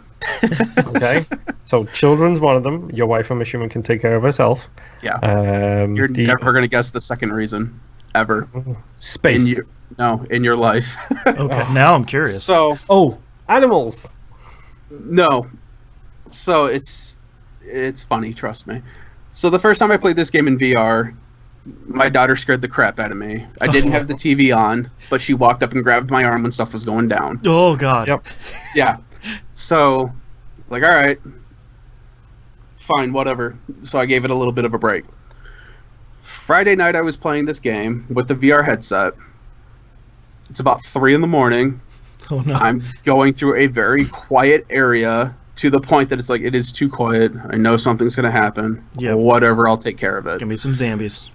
All of a sudden, in real life, an alarm starts blaring Oh, next to my no. head. And PT's coming back. Yeah, I've got my VR headset on with my earbuds in, so I'm thinking it's in the game. So I'm like looking all over the place, trying to figure out what's going on. I realize it's not coming from the game. I pause the game, and I'm like scurrying through the house trying to figure out what is happening. So good.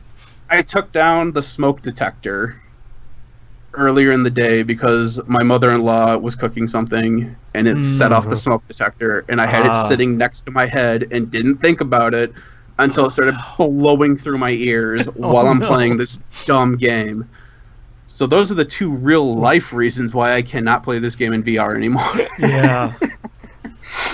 The two video game reasons I can't play this game in VR is I get a little motion sickness. It's not bad. It's not on terms with Borderlands 2. But I still get, because it's all in first person, so the controls are still taking a little bit of getting used to. And doing that 180 spin with that VR headset on is a little nauseating.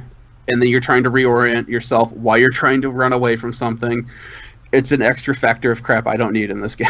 Yeah. Yep. The other reason I cannot play this game in VR is because it is gory. Yep. Saw levels of gory. All right. To the point that you are holding something in your field of view while trying to go through an area. I have seen stuff in my life, in real life, that I do not need to see again in a video game. All right. Yep. So, fine. I'm done with VR for this game. That's fair. I understand people who enjoy it in VR. That's great. I'm enjoying the game on my TV. It's fine. Yeah. Besides those 4 things that are trying to ruin the experience for me, I am still really enjoying this game. Yeah. Honestly, I don't know how they did it. I don't know how they took Resident Evil and gave it a breath of life like it hasn't seen in years by literally changing everything about it, but we're still maintaining the core. Yeah. You've got your jump factors in there, which you see a mile away, which does not help you at all. And then there's jump factors that you don't see that will scare you to no end. Yeah. But I'm out of the main house now. I just made it to the front yard.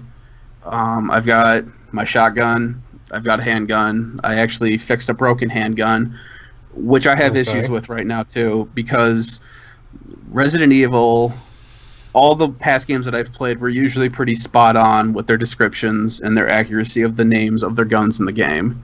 The broken handgun that you fix with the repair kit, they call an M9. It is not an M9. It is a 1911 45 ACP.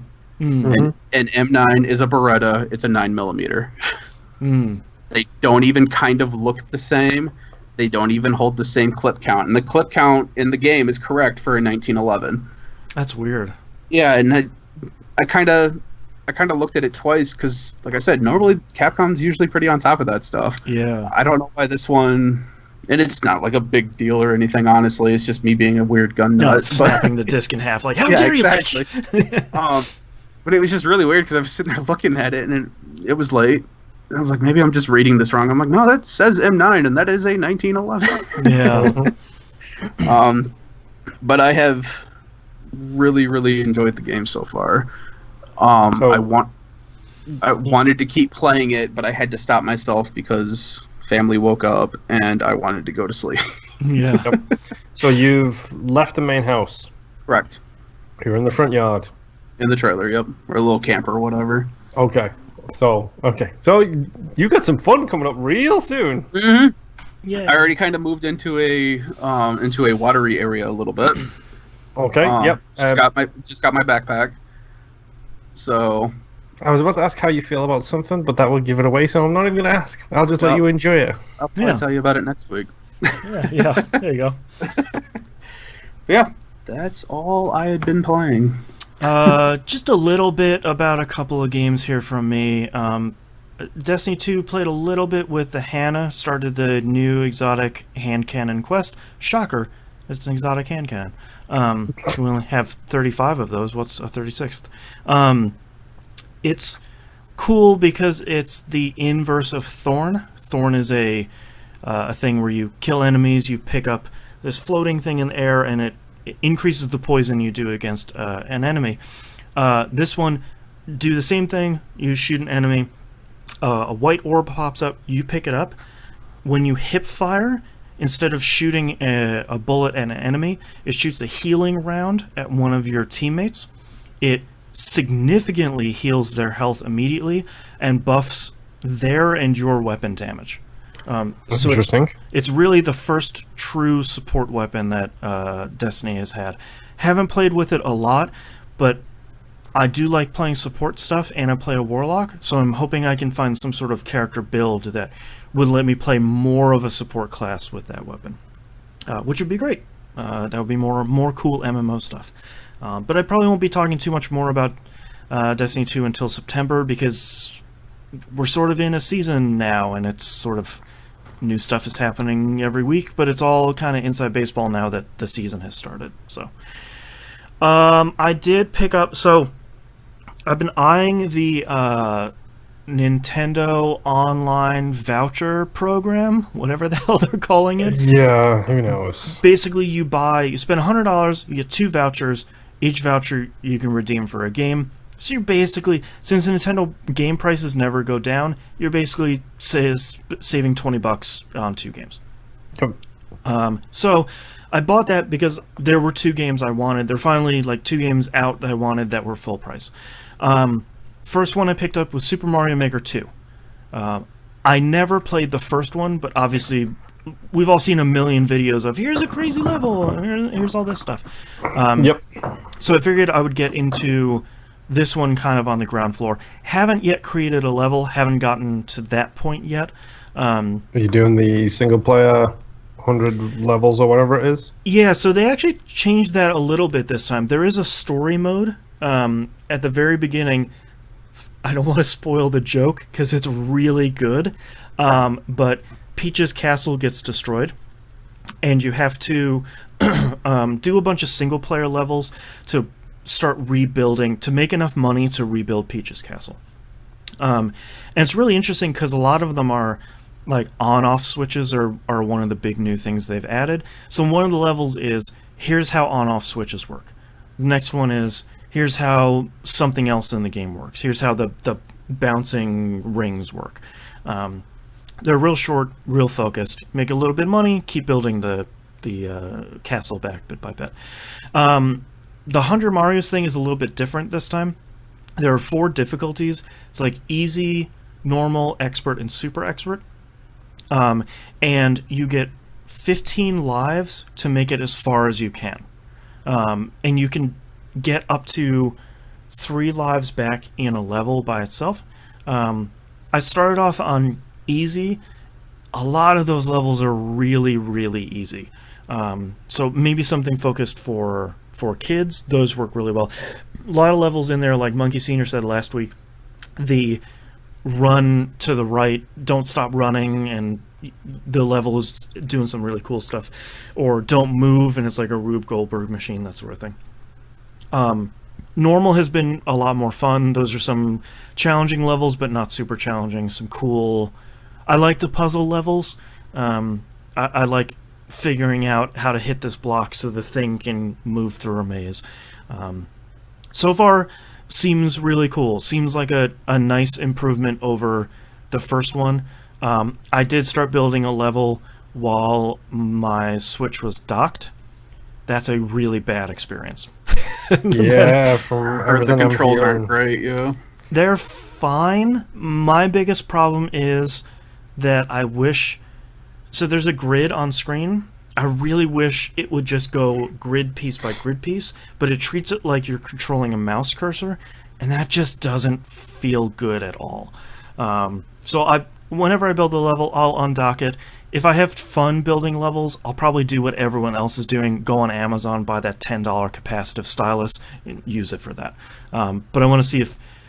I know a lot of people like playing the 15 Mario mode, that mode, and don't like building levels, so I'm not sure if I'll like building levels myself or not.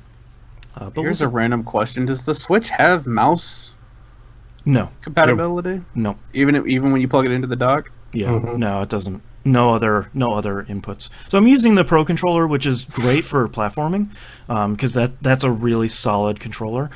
But anything, Destiny 2 included, where your cursor is acting like a mouse, sometimes it feels good, and sometimes I just want it to move a lot faster. Yep.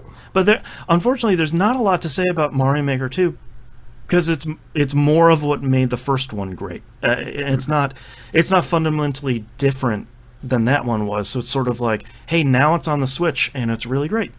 It's just more of a good thing. Yeah, like you kind of can't go wrong. And I'm glad I'm getting in on the ground floor, because there's so many levels you can play and there's so much cool stuff to see. And seeing people share all these levels on Twitter, it's like, well, that don't look cool. I'm going to just pop in the code on my Switch, play that really quick. My brother made his first level. He shared that with me. That was fun to do. It's good. It's fun. It's Mario. It's great. The other game I bought with a voucher, though, was Zelda Breath of the Wild. Because my seething jealousy over Moon playing this means that I have been pulled into it again. Boy, that game looks way better on the Switch than it does on the Wii U. Holy crap. Yes, it does. There's grass in that game, guys. Holy crap. There's a lot of it. Yeah. It's not just a green floor. No, yeah, boy, that game is really great looking, and there's a frame rate, except for Kakariko Village, that still has frame rate problems. But I forgot one of the things I love about Breath of the Wild. I forgot that there's almost no tutorial. It's like by the time you get out of the thing you wake up in, the game is like, okay, see you. Like, you know how to climb, you know how to run, you know how to swing something. Adios. Like, go figure it out. So that was pretty nice, and I made it off of Tutorial Plateau, and I have made my way all the way down to Kakariko Village, sort of taking some detours here and there, where it's like, oh, there's a shrine. Oh, there's another shrine. Okay, well, let's do those. I did have to laugh, because Moon and I, a couple weeks ago, were talking about... that video of that woman who was doing like her last shrine, and it was a tutorial shrine. It's like right above you where you enter in Kakariko Village. Yep. And I was like, oh, literally right there. This is really early.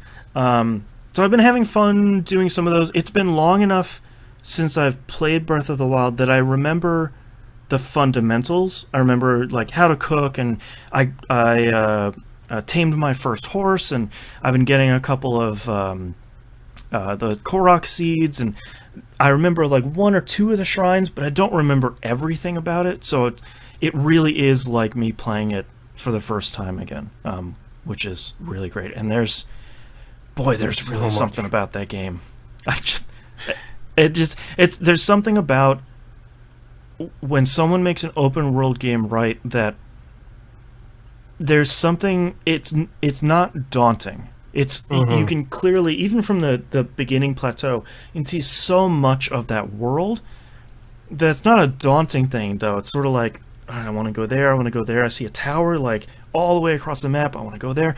You have this checklist of stuff you really want to see, and That's really exciting. And I did buy the season pass, so I have all the extra stuff, like Hero's Journey, so you can see the little... And all of those side quests that you start the game with. You talk to a dude, like the very first dude you run into on a bridge as soon as he gives you like your very first side quest, and there's like 7 of them that pop up, like Xenosaga Chronicles 2.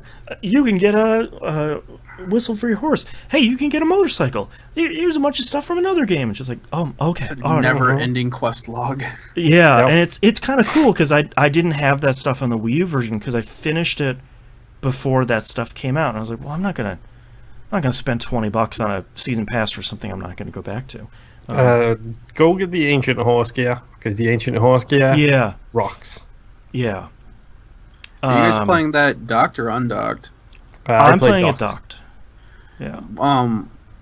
When I was playing it way back when, if you undock it and you go to use your bow, you've got your normal controls that you can do, but you can also move the switch and it like fine tunes your aiming. I turned it off immediately.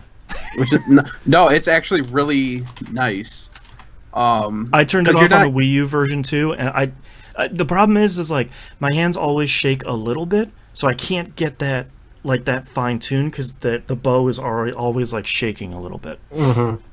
Yeah. I'm also using a third-party controller, essentially. Right. So I had to turn that thing off straight away because while mine does have the motion control and stuff like that in it, it's also me with my anxiety disorder who I shake at the best of times. Yeah. I don't need to be having it tracking me shaking. Like, it's really sensitive. Like, my ambient shake causes the wobble to just be absolutely crazy. Yeah, it's a really cool way of doing it, and I would keep it on if I wasn't also a little shaky. I would say it was one of the few move functions from anything that I had used that actually felt really good. Yeah, Mm-hmm. Yeah, it does it with the Pro Controller too. So like if I wasn't shaky, it would be a pretty cool system. But yeah, Breath of the Wild is still great. Like I talked to Impa and she told me, "Hey, look at all the divine beasts," and I don't really want to do those dungeons all over again, but I will. I want that stupid ball next to her. That's what I want. I want that stupid ball. I remember looking it up, the solution when I was playing the Wii U version, and I genuinely do not remember what it is. But I remember probably get all the photo memory things sorted because it wasn't like there was some side quest that, because I thought like, oh well, I'll take all the photos of the enemies and that'll mean my reward. And I looked it up before I went to go do that, and they were like, yeah, it's nothing special. You just have to do X, Y, and Z, and you'll sort of solve this quest line and then go get it. And I was like, oh, okay, well, I'm going to stop taking photos then. So, but I don't remember what it is, so I'll have to look it up again. And lastly, Final Fantasy V Forge Out Fiesta. Wrapping up my second run here. I'm at the very end boss. I had the end boss, 2 forms. Second form has this magical attack called Almagest.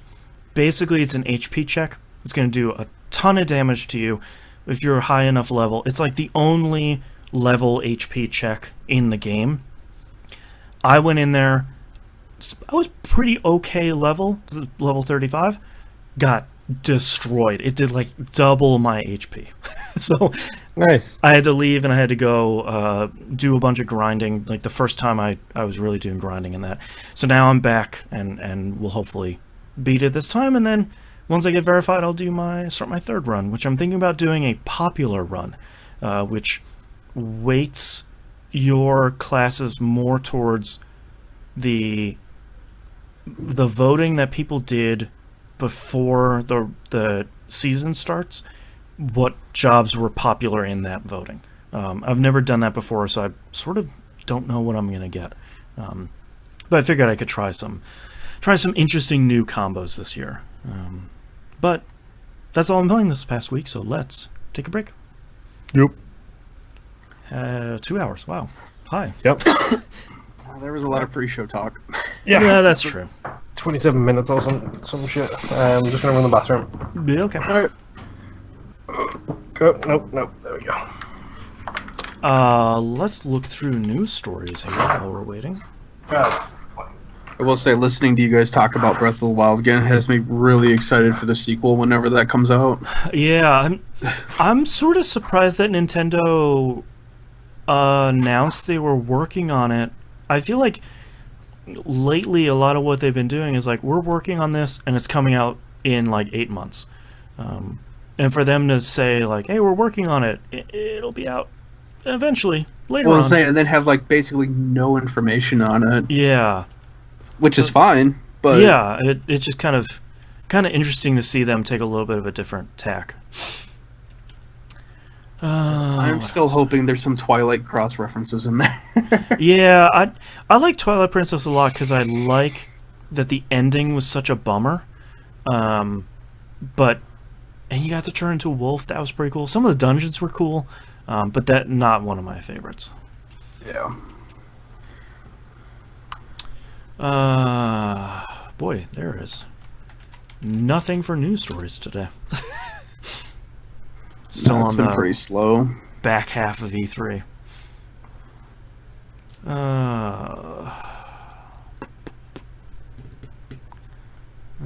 GameStop sale. Which Dark Souls game is better? All of them and none of them. Rumor is The Witcher 3 will launch on Switch for September 24th. That'd be pretty good. People still saying Final Fantasy XIV Shadowbringers is really great. I cannot start an MMO right now. Another MMO. Yeah, because I gotta hold out for Phantasy Star Online to come to the States. Yeah, thankfully it's free to play, which means that I will be checking it out. Well, thankfully it's free to play. We'll see how thankful we'll be after we start it. Yeah, I mean, I feel like it's been out for so long in Japan that if it was predatory, I feel like we probably would have heard about it. Yeah, from what little bit I heard from people who had played, it was mostly just cosmetic, your general cosmetic stuff. Yeah. And some inventory stuff. Kushmal in chat says, we talked a little bit about this on Pup yesterday. Rumor is that Final Fantasy VIII will have voice acting in a physical edition. I would be very interested in a Final Fantasy VIII that has voice acting.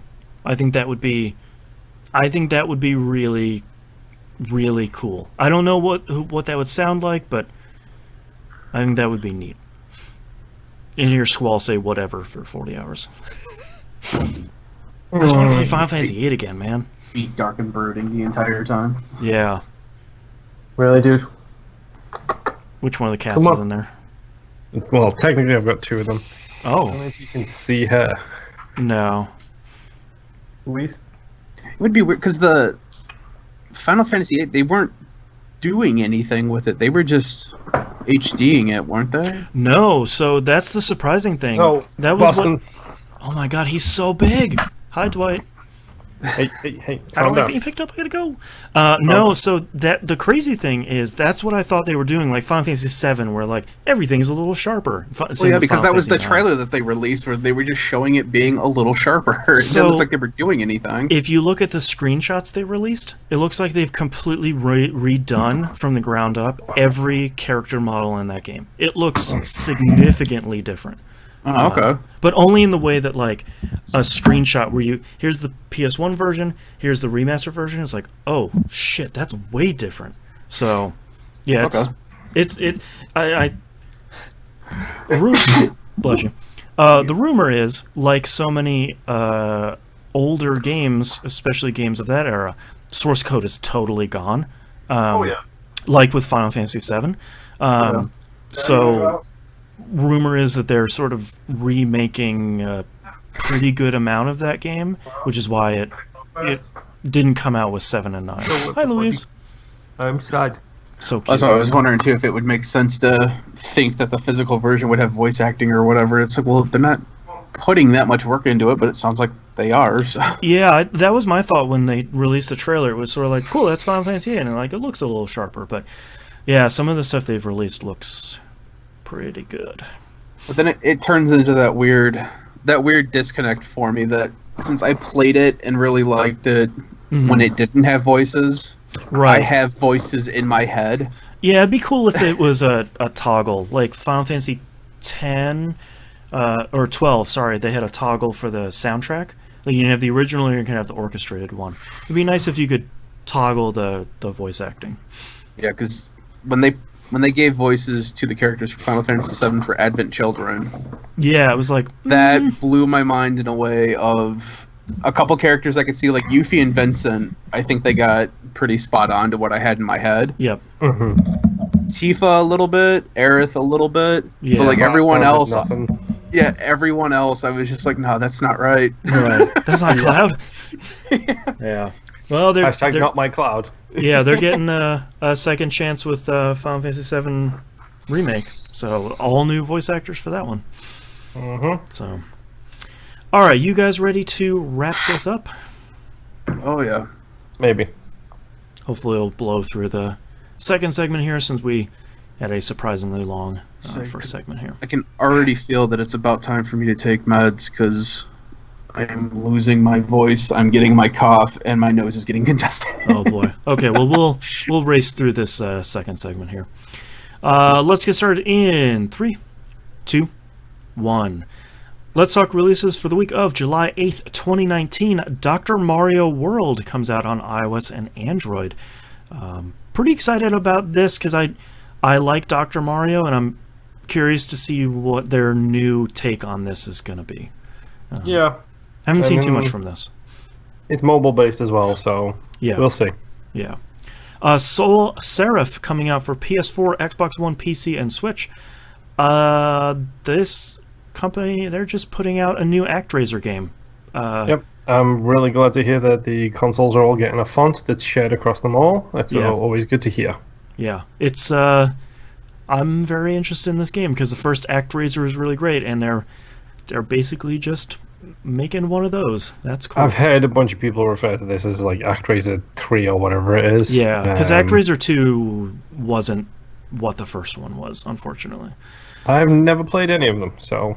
ActRaiser is a really cool combo between world building, almost like a SimCity sort of thing, and wait, another game with building the Boston likes? Yeah, but when you build something, you can then go into it and do like a side-scrolling platforming dungeon in there. So it's this cool, really cool thing. So it's like an action take on Disgaea instead of being a JRPG. Yeah, like you're diving into these swords. There's a dungeon in there. Yeah. Is there like Dark Cloud where you build stuff and then you can actually go into it, but it's not a dungeon. But you get items and you can talk to people. God, Dark Cloud 2 is so good. Same with Legend of Mana. It's like you finish a dungeon, you get a little crystal pop down in the world. Boom, another dungeon or another town sprouts up. Yeah. Eagle Island is coming out for PC, OS X, and Linux. They call it an action platformer based around falconry. I just watched a trailer on this, and this looks pretty neat. You have an attack falcon that you can send out and attack enemies, and eventually fire falcon, ice falcon. It looks really cool. It's like 16-bit platformer, maybe a little Metrovania stuff in it, so it looks neat. Blazing Chrome coming out for PS4, Xbox One, PC, and Switch.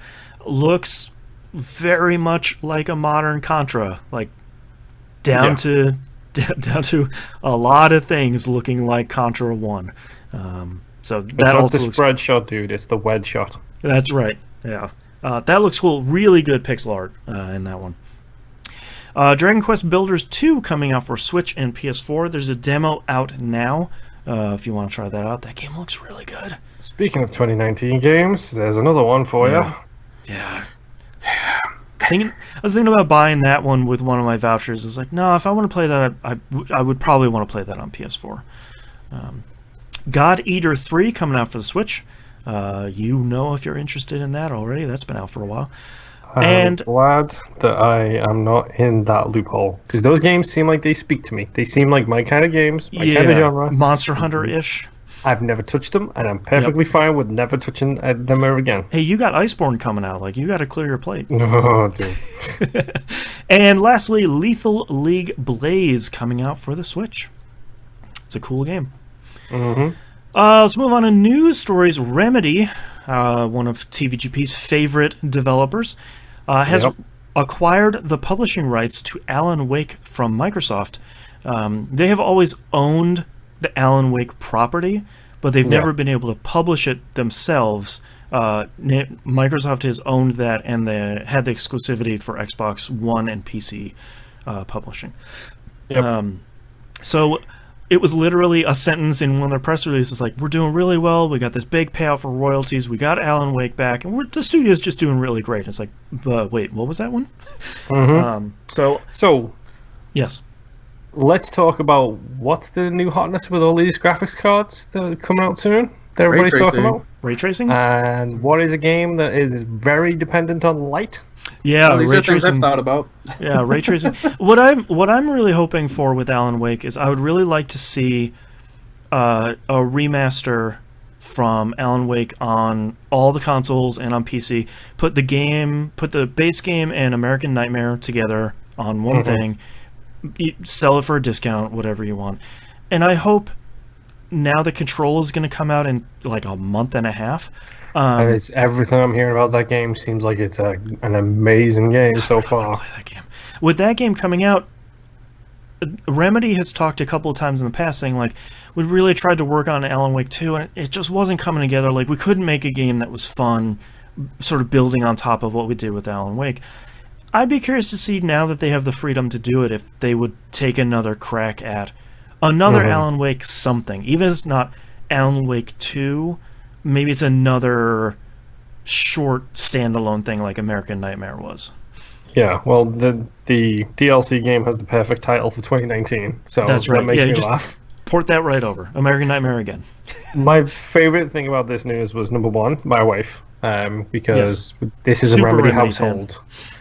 We have discussed this before. Remedy is this household's home base. You have a little shrine. Yes. Yeah. It's got a flashlight. It's got a Duracell collider, batteries. and it's got a little clock. Yeah. And a picture of an ocean. Yeah. So seeing my wife's reaction to this was amazing. My favorite reaction, or my favorite take, was Rob Zachney over at Waypoint.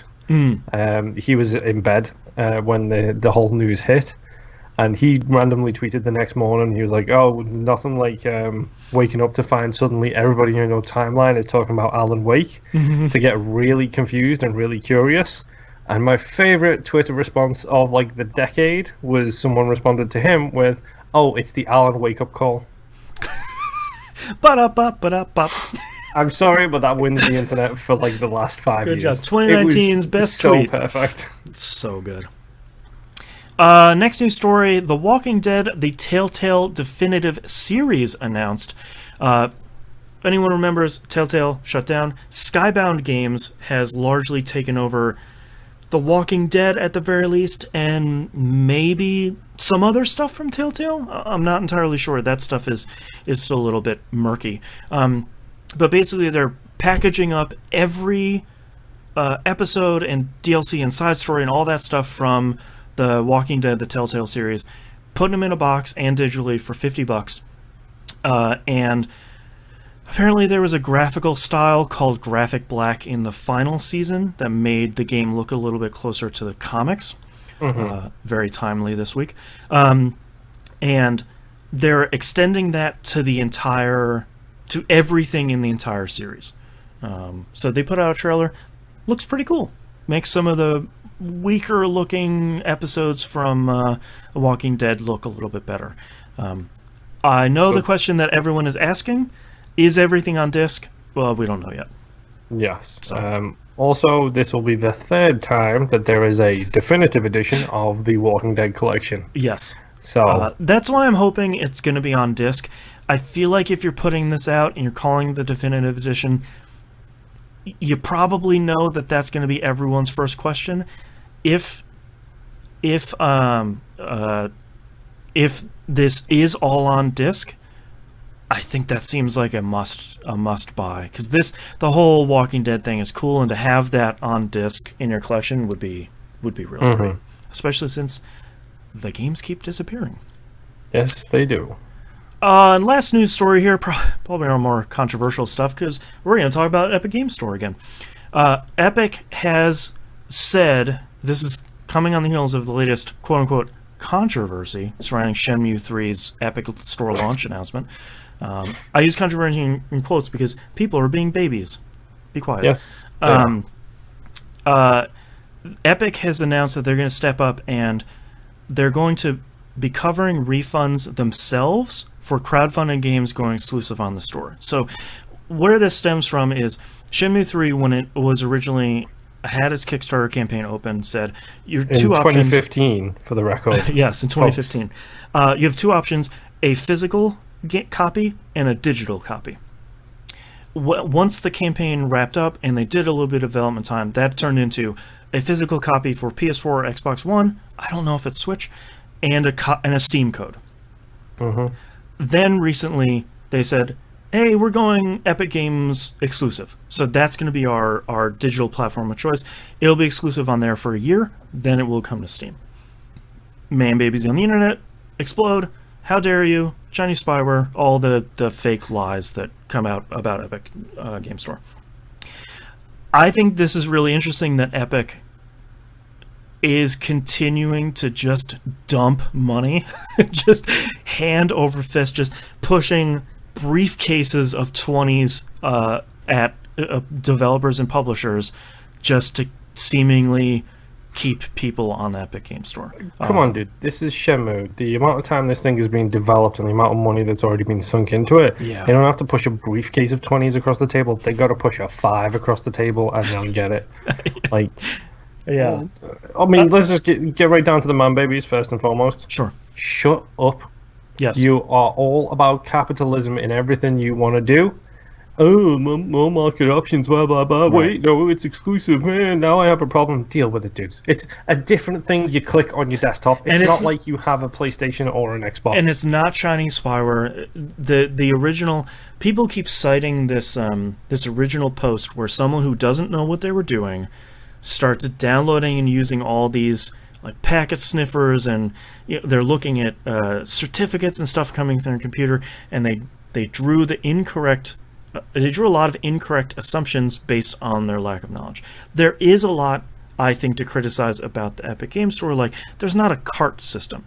You need that. That should happen. There's no real web interface to buy stuff from. You should have that. Like, I think the Epic Game Store platform definitely has a ways to go, and there's some features like a cart that really should have been in there by now. Like, it's sort of been long enough. But like this idea that Chinese spyware and like Epic is just spending all this money to get exclusives to their platform. It's like, yeah, of course they want to win.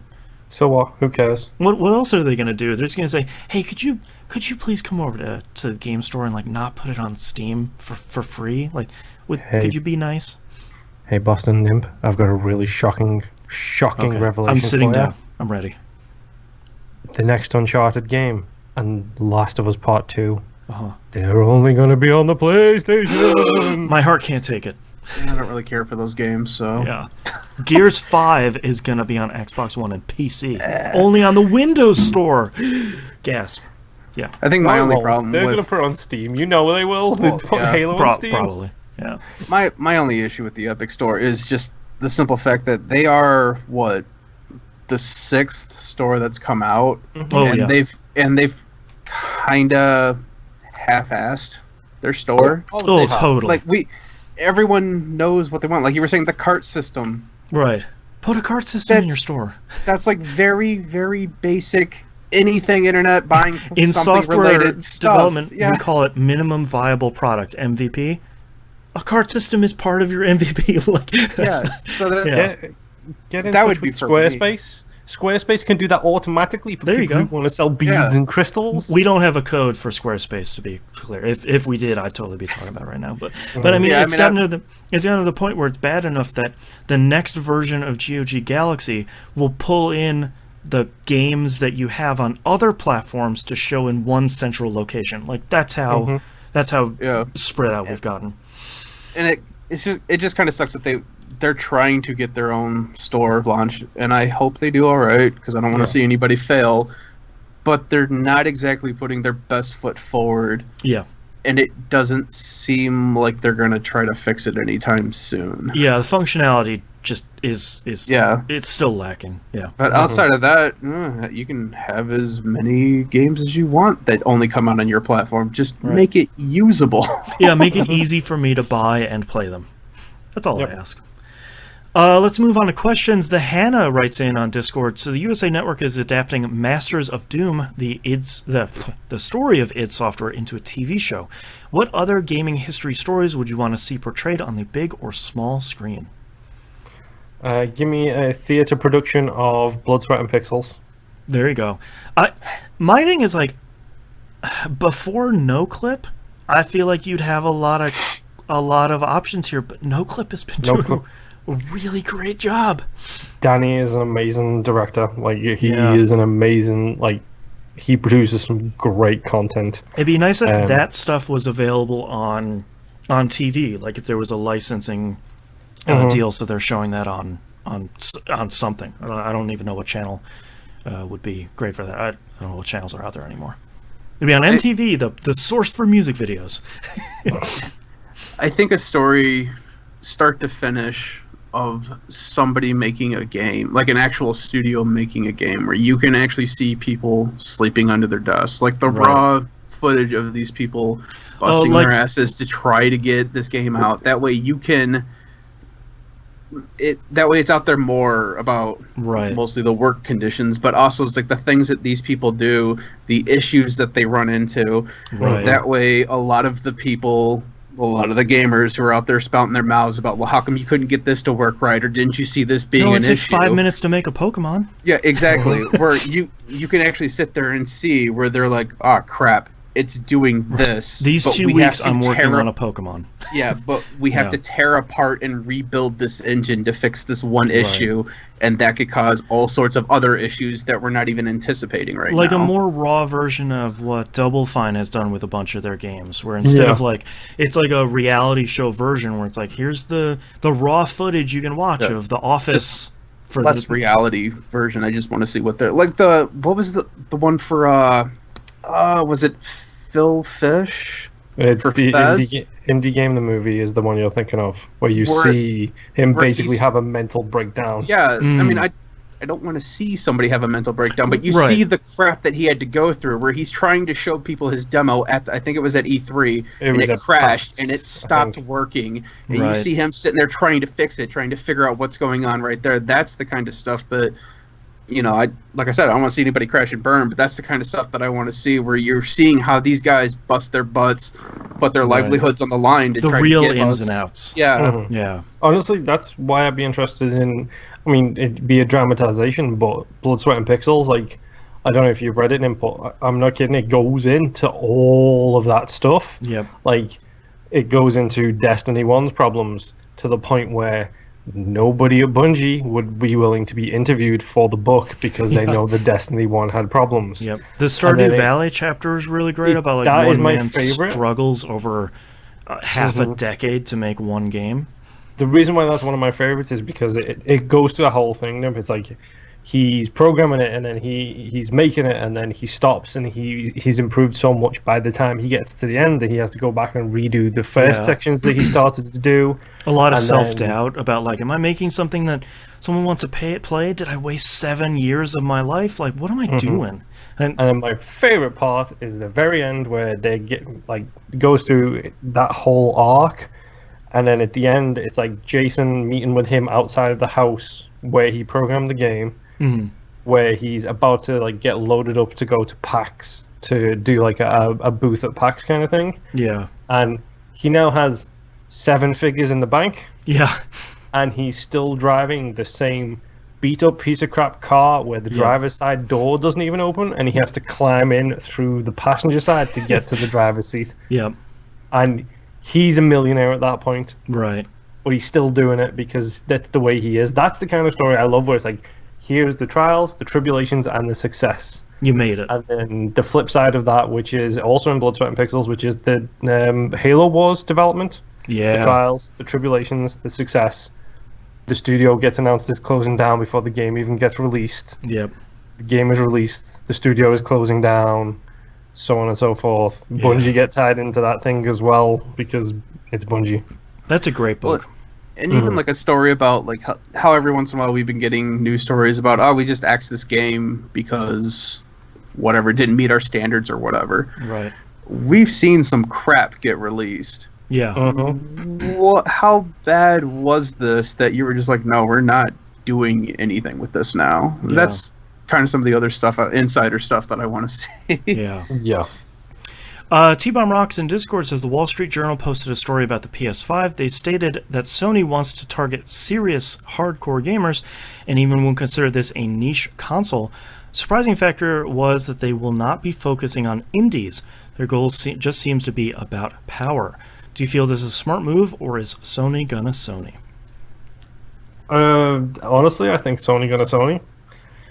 Because I feel like from a marketing standpoint, of course that's what you say. You're like, of course indies are more than welcome on our platform. Like, we love your pixel platformer Metrovanias, but Uncharted 5 is gonna look sick.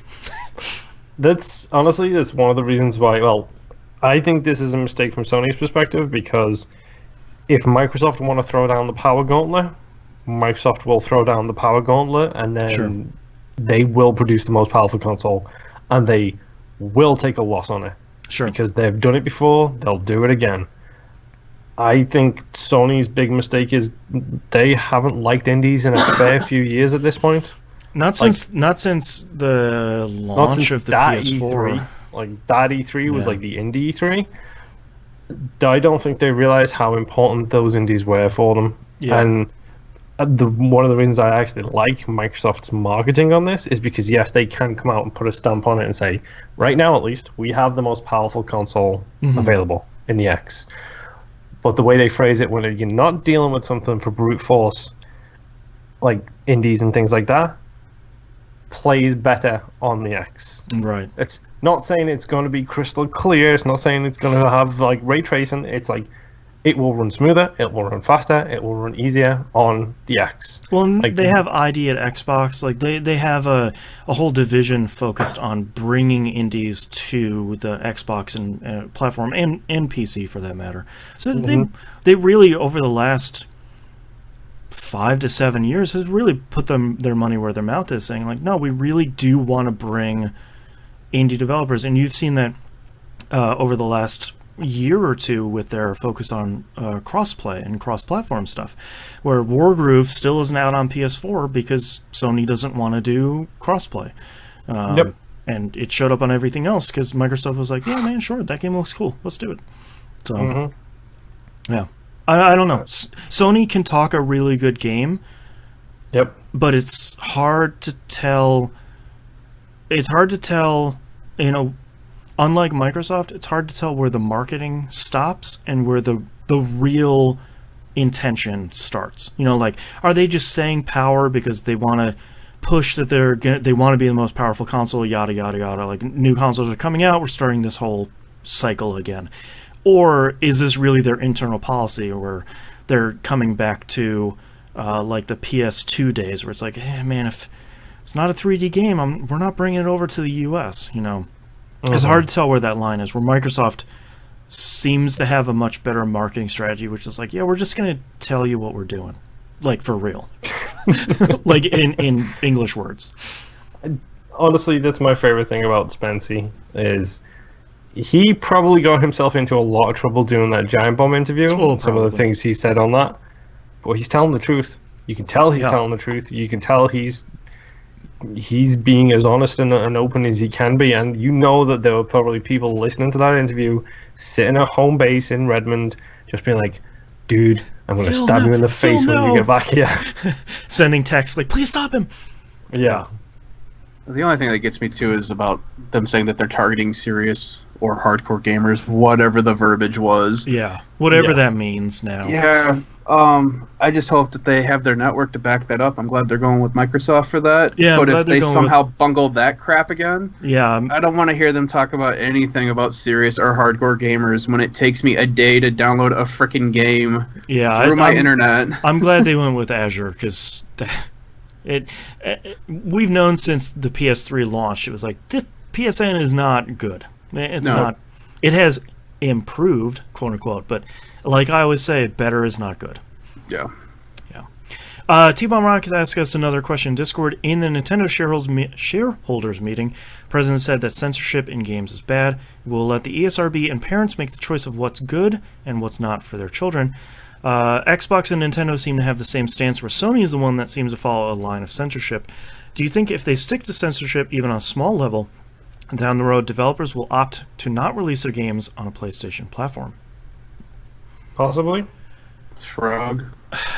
I've been seeing this a lot with a lot of RPGs and visual novels coming out, where like Spike Chunsoft has been coming out lately, and they're like, we have announced this game. Here is what we're changing for the PS4.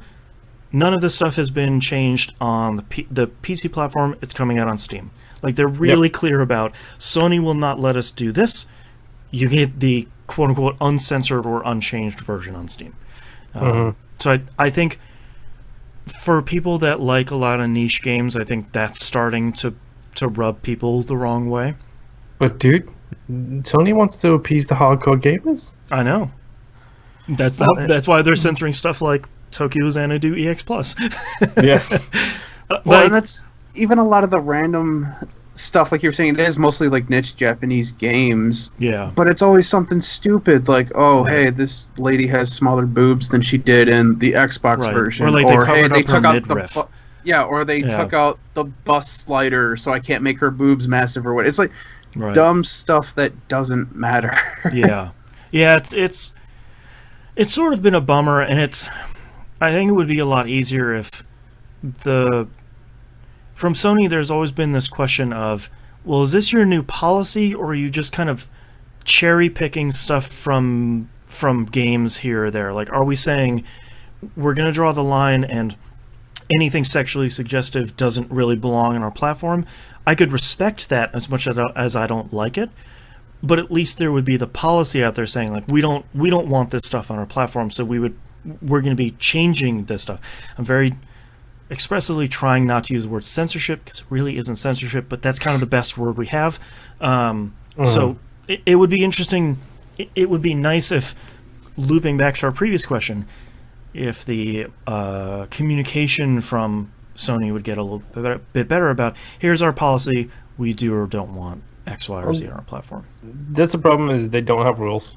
They are literally... It seems totally arbitrary.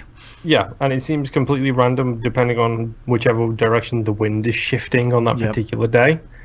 Crossplay is a prime example of that. We can't support it. It's not allowed. Fortnite wants to do it. Never mind. There it is. It's in. Get that money in here.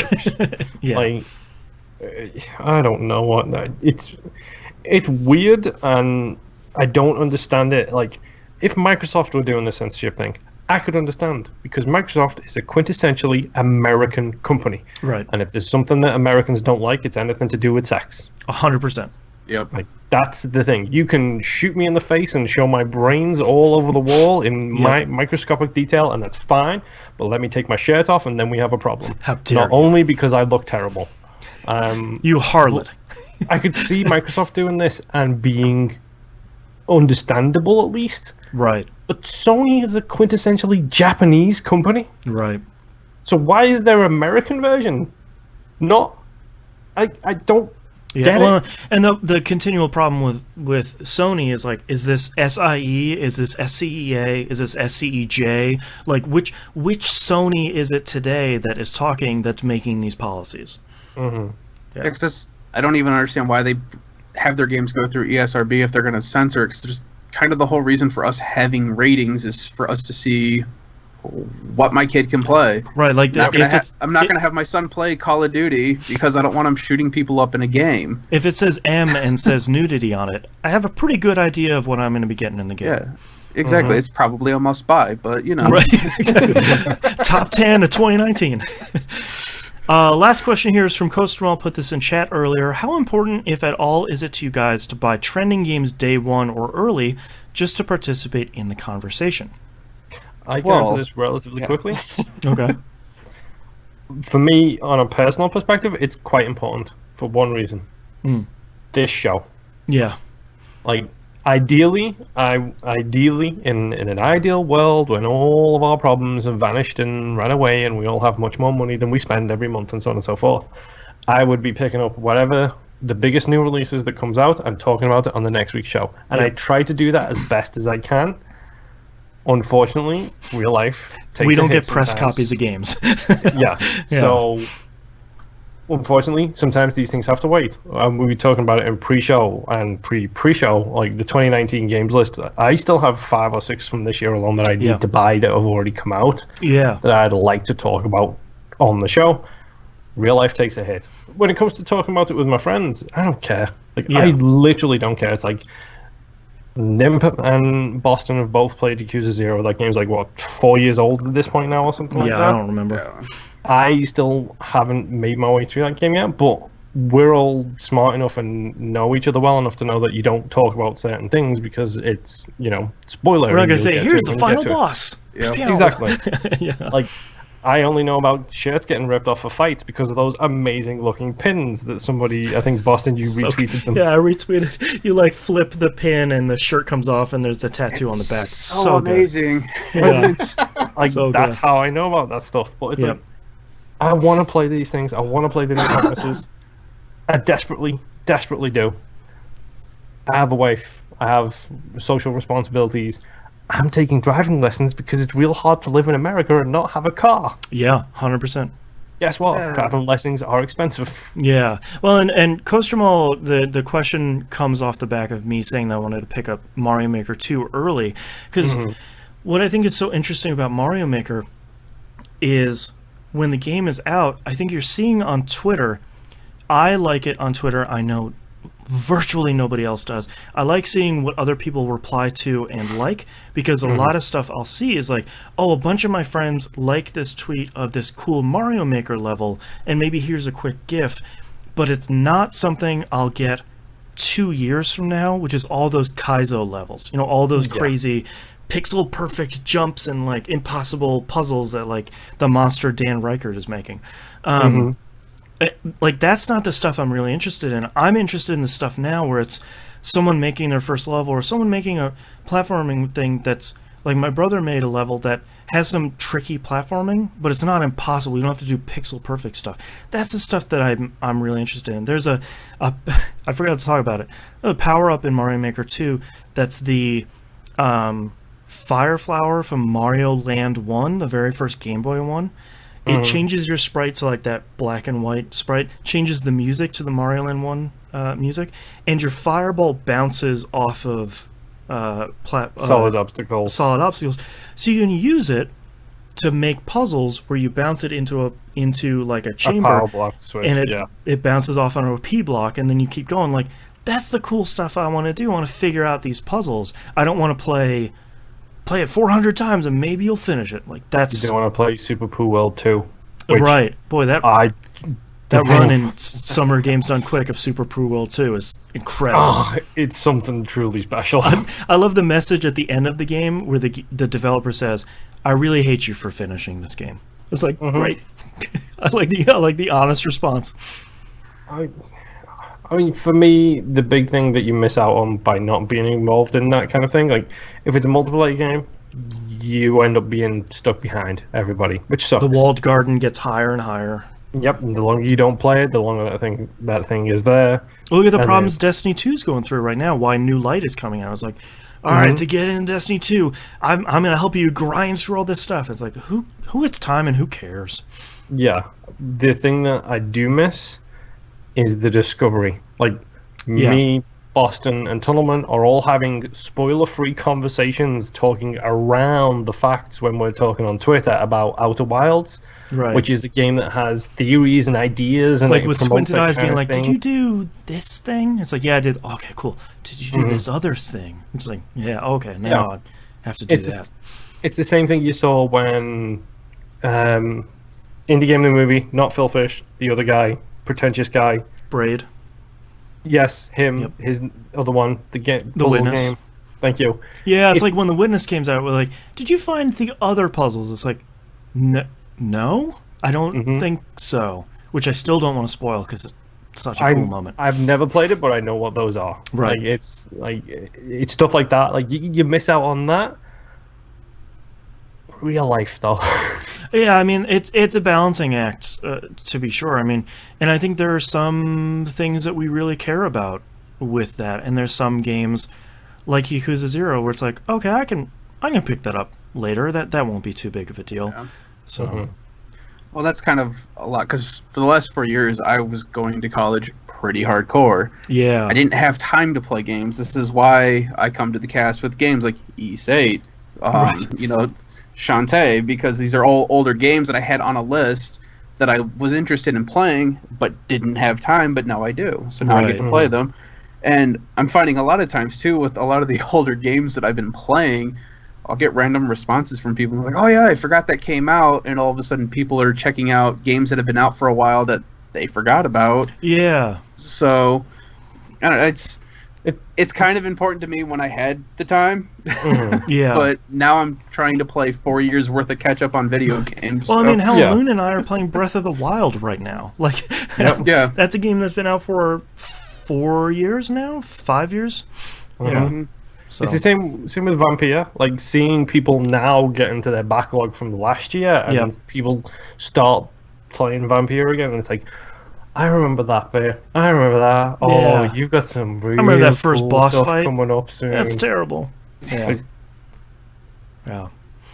That's all the questions we have. Thanks so much, everyone, for writing in, and that's our episode for this week after 2.5 hours. You can find us at tvgp.tv, everywhere to find and follow us on the right-hand side of the page, patreon.com/E1M1. The ones are numbers. That's all the early access, behind the scenes. We just recorded the latest We Roguelike It ranking episode. If you want that on Wednesday, come on and join the $5 tier. Is really where it's at. It's only $5 a month. That's stupid cheap. It's great. It's a great value. Go join at patreon.com/E1M1. Game Club is running. Tokyo 42 is our current game. We'll be talking about that in 2 weeks, I believe. Yep. The third Saturday of the month. And I think that's it. So we'll see you all next week. Bye. Goodbye. Okay, Nymph, hit me with your titles. All right. I got 3 games. Astroneer will remember this. Giant Monster Truck. Go Deeper. Do you remember the core? Jump off that ramp 50. That's a good movie. That Ain't No Moon. So Much Dead by Daylight. Hashtag Dead by 4th of July. It's a shame I don't like adventure games. I have learned quantum physics. He is aware of the loop. That's really good. Minor spoilers / a hint. I spoke to somebody. The thing to the thing. You broke the space-time continuum. Quantum stuff, I got it. Shocker, it's a hand cannon. Here's how on-off switches work. And it's good. It's good. It's fun. It's Mario. There you go. Moon, what about you? Bank of Blood Points. My brain isn't working right now. Awesomely Ill. Platinum Waitresses. Quote-unquote Date. Speak with Impunity. Where is the Thing? Speaking of anime, Ambient Shake, and the Alan Wake Up Call. Oh, the Alan Wake Up Call. I gotta write that one down. The Alan Wake Up Call. I have The Sights and the Sounds. It's a Mad Libs episode. The Big Purple Pyramids. Coach Jamal wrote Dead Astronauts Everywhere. Also, quote-unquote, dates. A Grid of Spheres. Not a grid sphere, to be clear. True Drains? I don't know what that one's about. That was Vampyr. Are you doing, like, combat drains or true drains? Right, True Drains. Astroneer will remember that. He is aware of the loop and the Alan Wake-Up Call. What's our front runners? He's aware of the loop is probably great. I like that one. I like the Alan Wake Up Call. Say Alan Wake Up Call, probably. I like Platinum Waitresses as well. I'm not gonna lie. Mm. Because when you don't know what the hell you're talking about, that just comes completely out of nowhere. Platinum Waitresses. I like quote-unquote dates, but I don't know if I would vote for that over the other ones. My front runner, I think, is He Is Aware of the Loop. It sounds like a little menacing. He is aware of the loop. It does sound like something a Doctor Who villain would say. Right. Oh no, is it him? Yes, it is he who is aware of the loop. I'm good with that. Okay, I'll circle it.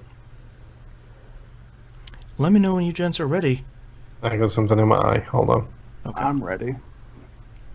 Ooh. Hello, everybody.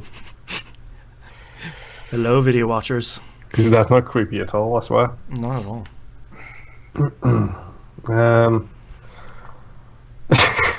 Okay, yeah. All right.